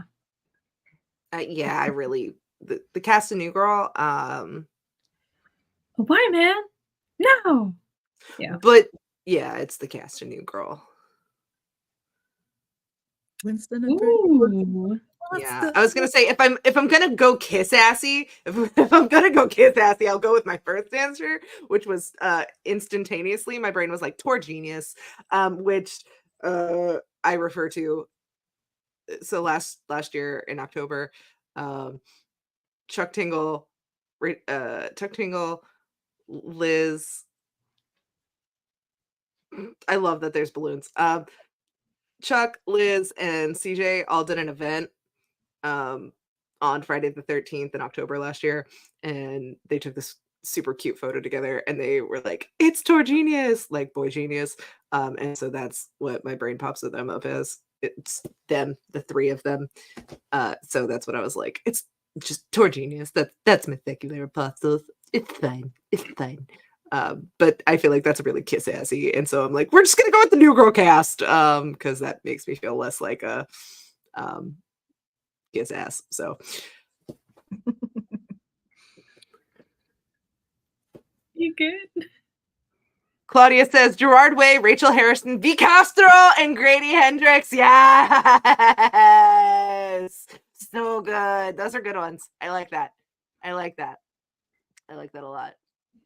Gerard Way. It's perfect. Also, just in passing, since this is appropriate to the slide, I loved all of the vague pop culture references because, like, Rose Yeah. didn't recognize them, but they were described in such a way that it's like, I know what that is. Like, that's the X-Files. Like, oh, is he playing Bye Bye Bye? For real. And I feel like one thing that I really do appreciate about how vague they are is even if you didn't really know, you could like supplement what you thought it would be. Yeah, I Even mean, if you weren't sure it would be NSYNC. You could be like it could be 20 that years case, from yeah. now, be like, it could be this. Yeah. And it's still kind of relevant. Okay, City says Samantha Shannon, Feed the Birds, probably others my brain can't think of right now. Excellent. Let's Feed the Birds. Feed the Birds is a great band. Camilla Riccio, probably just butchered the hell out of her name, but she's their lead singer and she is wonderful. You have Ooh. definitely heard their music in my car before. Probably. I have heard a lot more music than I think I have and then I'm like, I just didn't know the name. I see You how have it is. definitely heard their songs in my car. Definitely gonna check them out. Laura Yeah, gets the plug music Feed the treatment, Birds with 2 eyes. and We like I Feed get the stuff in Birds. audiobooks. Rude. Not Another what is it? Not Another Miracle, I think is one of my favorites of theirs.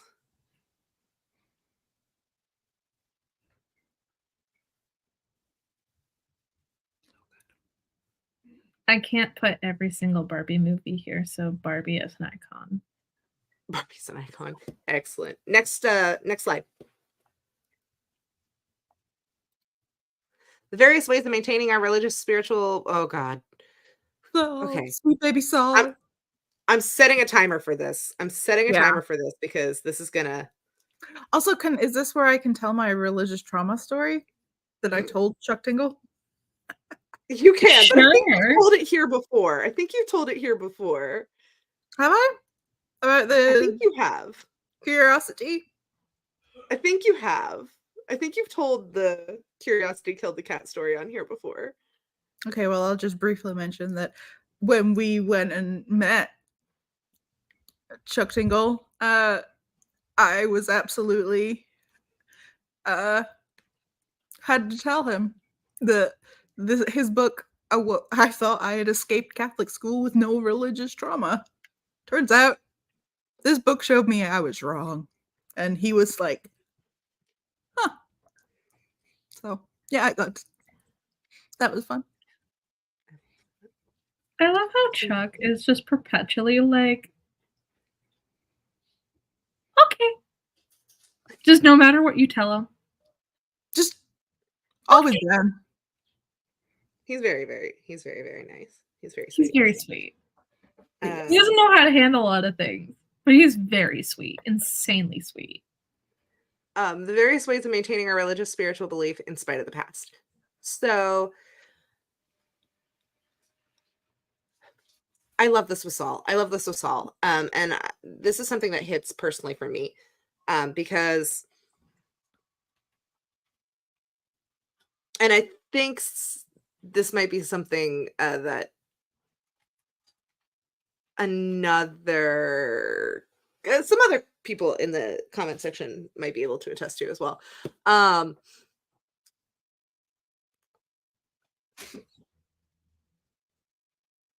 Saul is very big on I love him. like self-aware. There is a sense of self-awareness, right, to Saul. And it is having this, I believe in what is going on. Like I having confidence in your faith, having confidence in what you believe, knowing that there is higher powers, knowing that there are these stories, knowing that there is a kind of scripture, a kind of code, a kind of ethic, that you can hold on to and is tangible and can guide you, can be something that lights your path and helps you lead and guide the way, right? And gives you like it something to have you put your belief in, right? And I love how Saul and Rose both do this. And they do it differently. Because Saul very much subscribes to this, like, I don't have to go to church to be a Christian. Like, I don't have to stand in that garage. Like, standing in a garage doesn't make me a car. I'm very well aware. Yeah, he even But says like, also, that just because they twisted the Bible doesn't mean Their narrative. he doesn't want to give them the power to take away his faith. right. I was like, And that's that's a the big beautiful thing. sentiment. Right? Like, that's the big thing. It's about faith. It's about belief. It's about essentially like believing in something so much and the power that gives. And I think that is a very big thing, because when you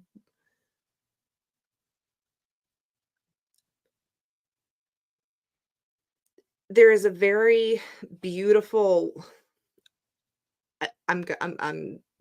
I like to think about it this way. What is love if not believing in something so much? Right? If not putting faith in to the things around you, right? Like if not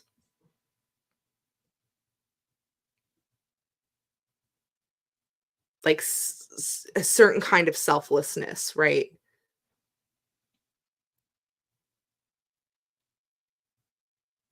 And I love how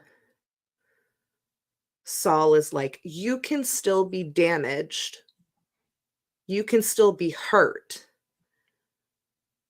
by these things around you, but unless you know what you believe, what is true to and for you, you will never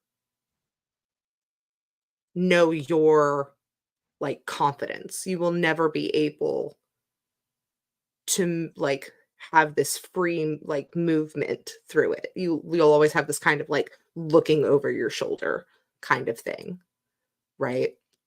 Like I think that's why he is so strong in his faith, like why he is so adamant in it and why he doesn't like when she makes jokes about stuff and she like when she tries to poke fun in his faith, he's very much like, no, this is serious. This is real. And it kind of causes her to take a look at it and she goes,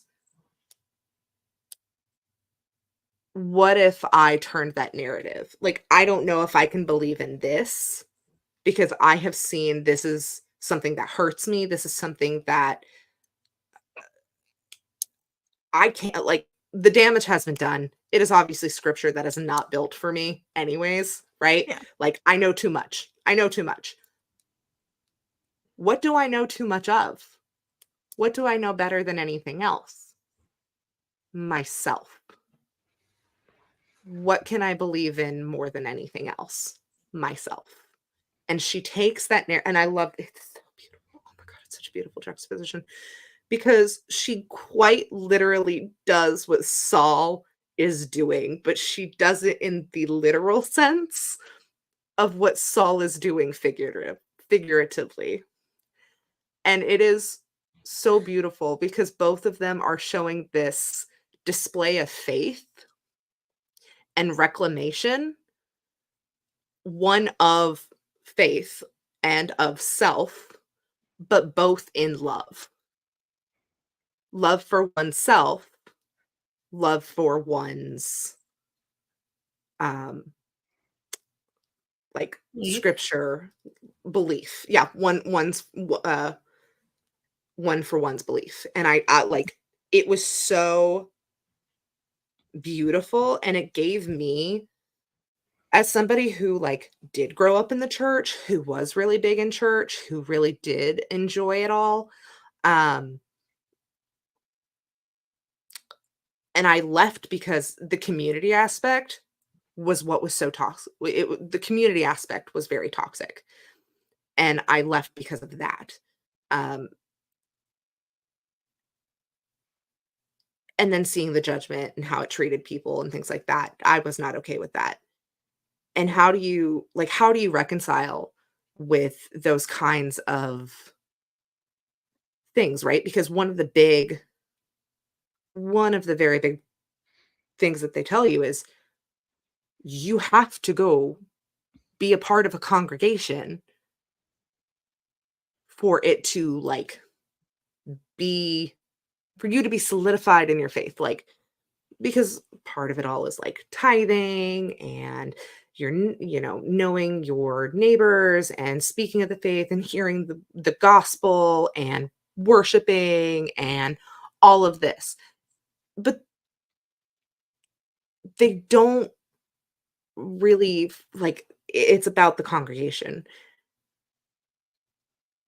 So having Saul and seeing Saul being like, what is a congregation if not me, myself, and I was like, damn, son. Like, I was like, okay. And I think the fact that they were both so supportive of one another's views as well, and the acknowledgement of we're different, but that doesn't mean our friendship is any less. Right. And I thought, and it also, like, this book could so easily have been a fork religion completely book.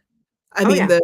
it be valid, but making that choice to show Saul as this positive connection of religious belief, Yeah. like, it was really powerful to read. And I know we haven't really talked a whole lot about Willow, because Willow has her own thing, and Willow's a witch, and she goes her own, she really strikes and does her own thing. She likes the clan, the Wu-Tang clan, like, you gotta love it. Like, and it's really beautiful, like, each of these characters,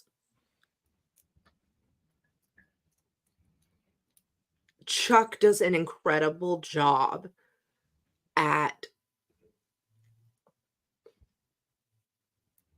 structuring a love and respect for, like, the self, for the practice. I really liked how they just respected each other's points of view. They found their own way to heal. Yes. And they supported Yes. each other in their healing journey. Yes. I was like, Yes. And they ultimately acknowledge that it's a systemic, like, they acknowledge that it is a systemic and kind of like a generational issue as well. They're like, well, it can stop with us, kind of thing. They're like, we don't have to carry this on. We just have to, like, love each other. It ends by being respectful. Like, it ends by just showing kindness, by a mutual understanding of, like, and just, like, it shows a beautiful, perfect display of it, which I think the next slide is the last slide of the conversation, in big old letters, I think. oh, wait, for that. Oh, yeah, we already talked about this. We added that in with the other one, but I'll hold on. I'll tack onto that, which is the rewriting your narrative thing, which is why I think it's beautiful that she chose to rewrite scripture as post-its as the Book of Rose. And I just, Right. which I also think is kind of beautiful that she's not only the Book of Rose. I think that is a beautiful and great analogy. She rose from, like, the ashes. She, like, the whole thing. Like, there's so many ways you could take it, but I just really, really love, like, the more I sit and I parse it and I look at it, I'm like, yes, yes, yes, yes, yes, yes, yes, yes, yes. But for the sake of time, next slide. Love is real. And that's it. Love is real. Love is real. If you have not had the pleasure of following any of Chuck Tingle or any of Chuck Tingle's timeline, or seeing an event, or seeing his Tumblr, or seeing just anything, this is the big takeaway. The best part about reading a Chuck Tingle book is you will experience this. You will walk away with this message. All of these things are accomplished because this is a timeline, this is a universe, this is a world where these acts, doing these things, living a life like this proves love is real. There are choices we make every day that allow us to move through and choose kindness. Allow us to move through and live authentically. Allow us to move through and be our best selves. Not even our best selves, just be our most authentic selves. And in doing so and helping others do that and allowing others to do that creates this beautiful reality where love is real. And in the last like 3 pages of Camp Damascus, where it's chaos and craziness and everything's getting burned down, there is nothing that proves love is real more than our main character Rose's shadow entirely engulfing a town, because through the power this sounds so campy, because the power of friendship was able to burn down an entire queer conversion camp and save not just other children like them, children, kids, young adults, the gambit, right? But also others that are other, just like them, that are misunderstood, underrepresented, not, able to be advocated for themselves. Like, oh, you pick. This entire story could be flipped on its head, and told from the other side, and it would be a fairly similar story, which I think is pretty interesting in itself, right? Like, when you're looking at it from the demons, And the big thing in that, the big connector, is the fact that this is a timeline, this is an author who treats these topics, these realities with a kind of respect, with a lens that is showing people love is real. Ta-da! Yeah. I don't really have anything else to add. Also, Chuck's just the best dude. Best Yeah. buckaroo in the bunch. Truly. Our Our film. film-alikes. So those of you who joined for movie night, we have But I'm a Cheerleader. I am certain that all of you guys were like, I can't think of a better film. There was, when we chose this, we were like, there is no option. This is the film. This is the film we will be watching. It was so much fun.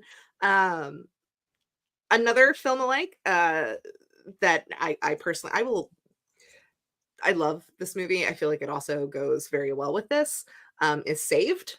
For those of you who, I feel like I talk about this movie all the time. I love this movie.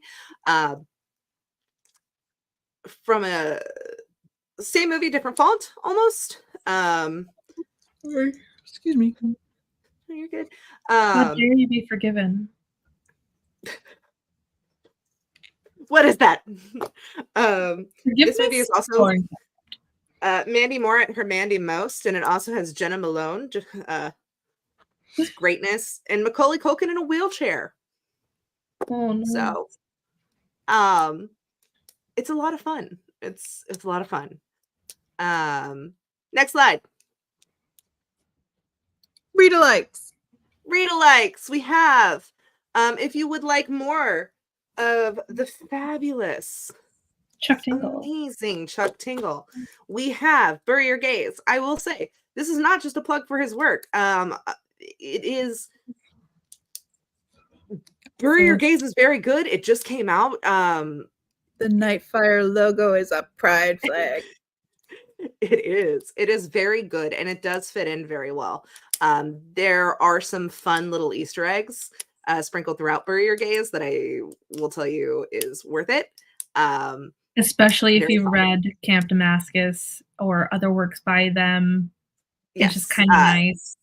it plays very fun. It plays very well. If you're looking for more queer representation, this is also a very, very good pick. Especially for the gay and asexual communities. Absolutely wonderful.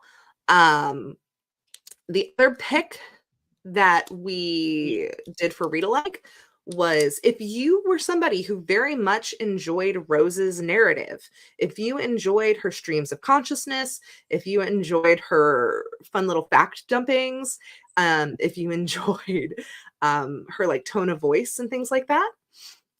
Yes, and Bury Your Gaze has little Easter eggs in Camp Damascus as well. So if you read, you'll be able to see little pics of both. It's great. It's a lot of fun. Also read Straight. Read Straight by Dr. Chuck Tingle. Please read Straight, because I need to shout. It's a novella. It's like 3 hours as an audiobook. Please, I need to shout into the void. I need to shout into the void. Don't do that. About all three of them. That. But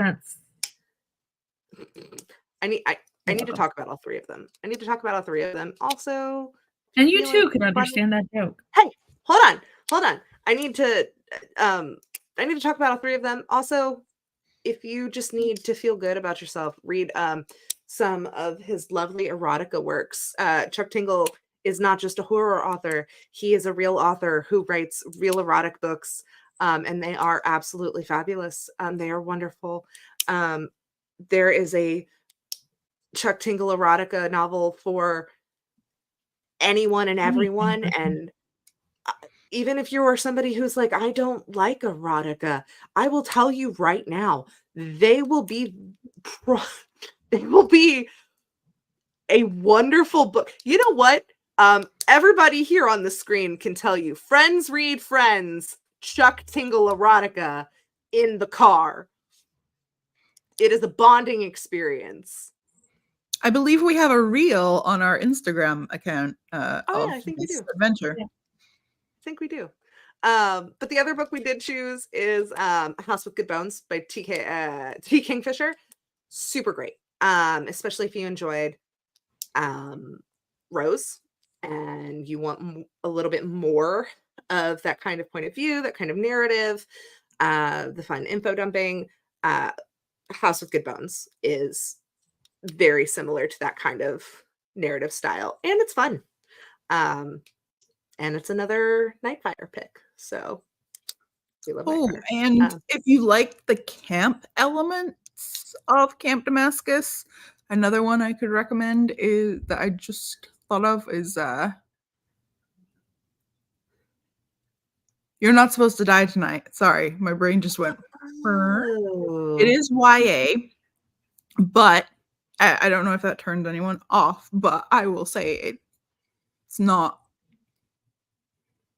YA. A good book is a good book is a good book. Exactly. And it's a very fun, plays with a lot of camp slasher tropes, but also through like a racial lens too. It's very fun.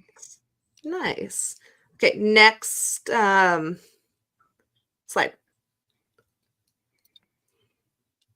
This was a solid 5-er. I think this is our first 5-5-5.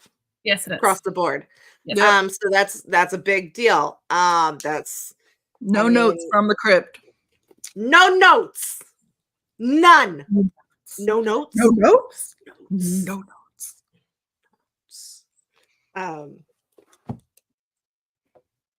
I really like New Girl. Sorry, guys. So sorry.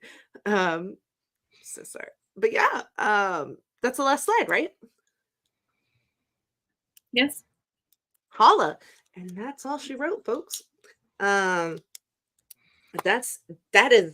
it. Oh my god, I just realized why the cabin's blue on the cover. That's purple, but okay. 5 stars all around. It's blue light. It's purple. Bro, that is blue light. Girl, that is Bruh. purple. Bro, that is blue light. That is the blue light from Purple. a jagged I will glowing say- rip in time and space appears before the demon, opening wide as the creature slips through, then swiftly closing behind. The hue they have chosen does Why did lean a little purpley, but I think you're right. I think it's When blue It's periwinkle. light. when That's why when we hate God it. invented the rainbow as his promise after 40 days and 40 nights of flooding, shouting that scripture out for y'all. Uh, Well, quit your day job. when I learned Roy G. Biv, that would be indigo. I remember that. Yeah. Can we compromise on that? Can it be indigo? Say yes. Say the word. Why can't you accept a head nod? What's wrong with you? Because I know in your head you're like, it's fucking purple. I'm sorry. I'm not Perfectly saying yes. color matched our back swatch. That is freaking purple.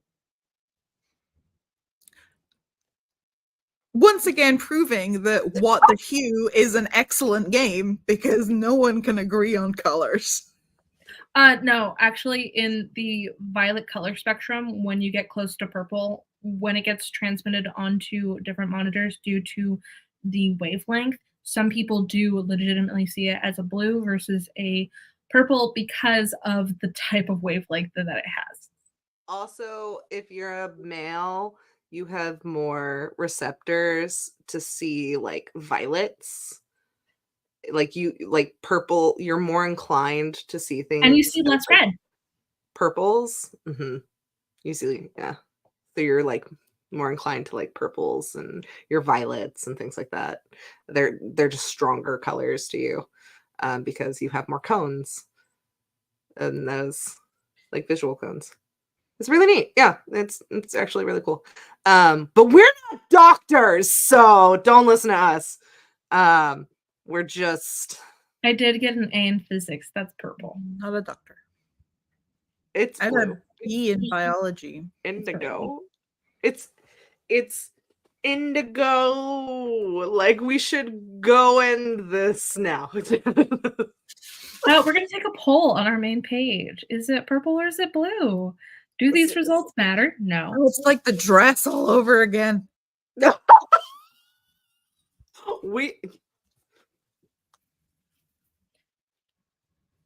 I try so hard not to think of that period of time. How dare you bring it up?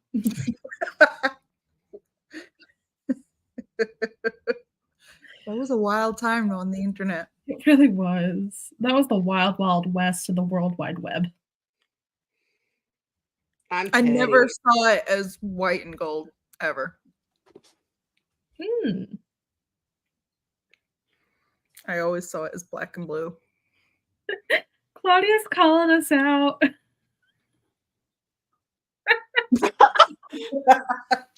And this is the end. Yeah, we should probably Wrap end it up. this before it gets too long. Yeah, and I have Thai food to eat. Oh yeah. Thai food. Well, final regards. I love this book so much. It is literally me in a book, and I will follow Chuck Tingle into battle any day. Hopefully that battle is against golden retrievers and not demons. But I guess technically they're on our side anyway. Yeah.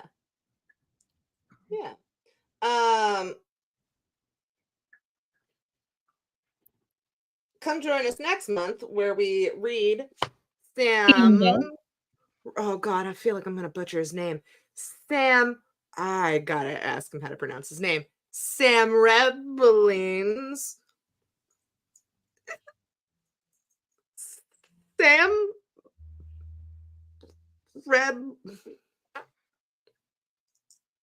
Rebelin? Sam Rebel Yells. Sam Billy Idol's book Quick, find an interview with him. I know. I'm like, quick, go to the Instagram. Quick, go to a podcast. Go to a legitimate source of information. Rebelin? That Sam Rebelins. What's Are you on Talking Scared? Are you on Neil's podcast? No, but I was going to. Although I don't know that Okay. Neil is the definitive source on how to pronounce anything. That's fair. We'd all start having accents and it'd be great. I'd love it forever. Shout out. Go listen to Talk Scared if you don't. Absolutely. Anyways, They only have accents on Tuesdays. interesting. Sam Rebelin, Edenville. Edenville. We're which- going back to Ghoul. Go back to Google. Welcome to August. And we will be announcing a giveaway. Because the Crypt is turning 1 whole year old. We made it. We're turning a year, guys. You guys have we've been here a whole year. You guys did it. We did it. I'm so proud of us. Look. Can I have an enamel pin to make it worth it, please? What? Can I get like an enamel pin badge for 1 year service? You buy them, lie them. Oh, okay, I am cool. Whew. I'll find someone to make it. It's fine. We'll have I'll make them. yeah. I'll make Okay, them. Pokemon. But you buy them, lie them. I wish I could take credit for that. I feel like that was in a musical somewhere and I'm stealing it. You buy them, lie them. What is that? I don't know. I feel like it's a Lin-Manuel Miranda musical. Oh, I was on the opposite side of that musical spectrum. To me, it sounds feel like like it it's would in be an- like falsettos. No, I feel like it's an In the Heights. This was such a great discussion. Very excited for next month. I love y'all. We will see y'all next month. We cannot wait. Actually, we'll see you guys before next month. We'll see you guys next month. Actually, no, we will see you guys next month, and we'll see you guys voting in that poll to tell us whether it was blue or purple. It's gonna be on our stories. If you make it, That credit. Nothing. if you make it, there will be a poll. What? If you make it, Not there you, will be a Laura. It's Laura. I couldn't find anything on the Google, so you get credit. I definitely I don't get searched credit. lyrics and everything. I'm like 90% sure it's a line in the Heights. Why would it be in the Heights? Why would a Jewish phrase be in the Heights? because it's the height. Because it's New York. But it's anyway.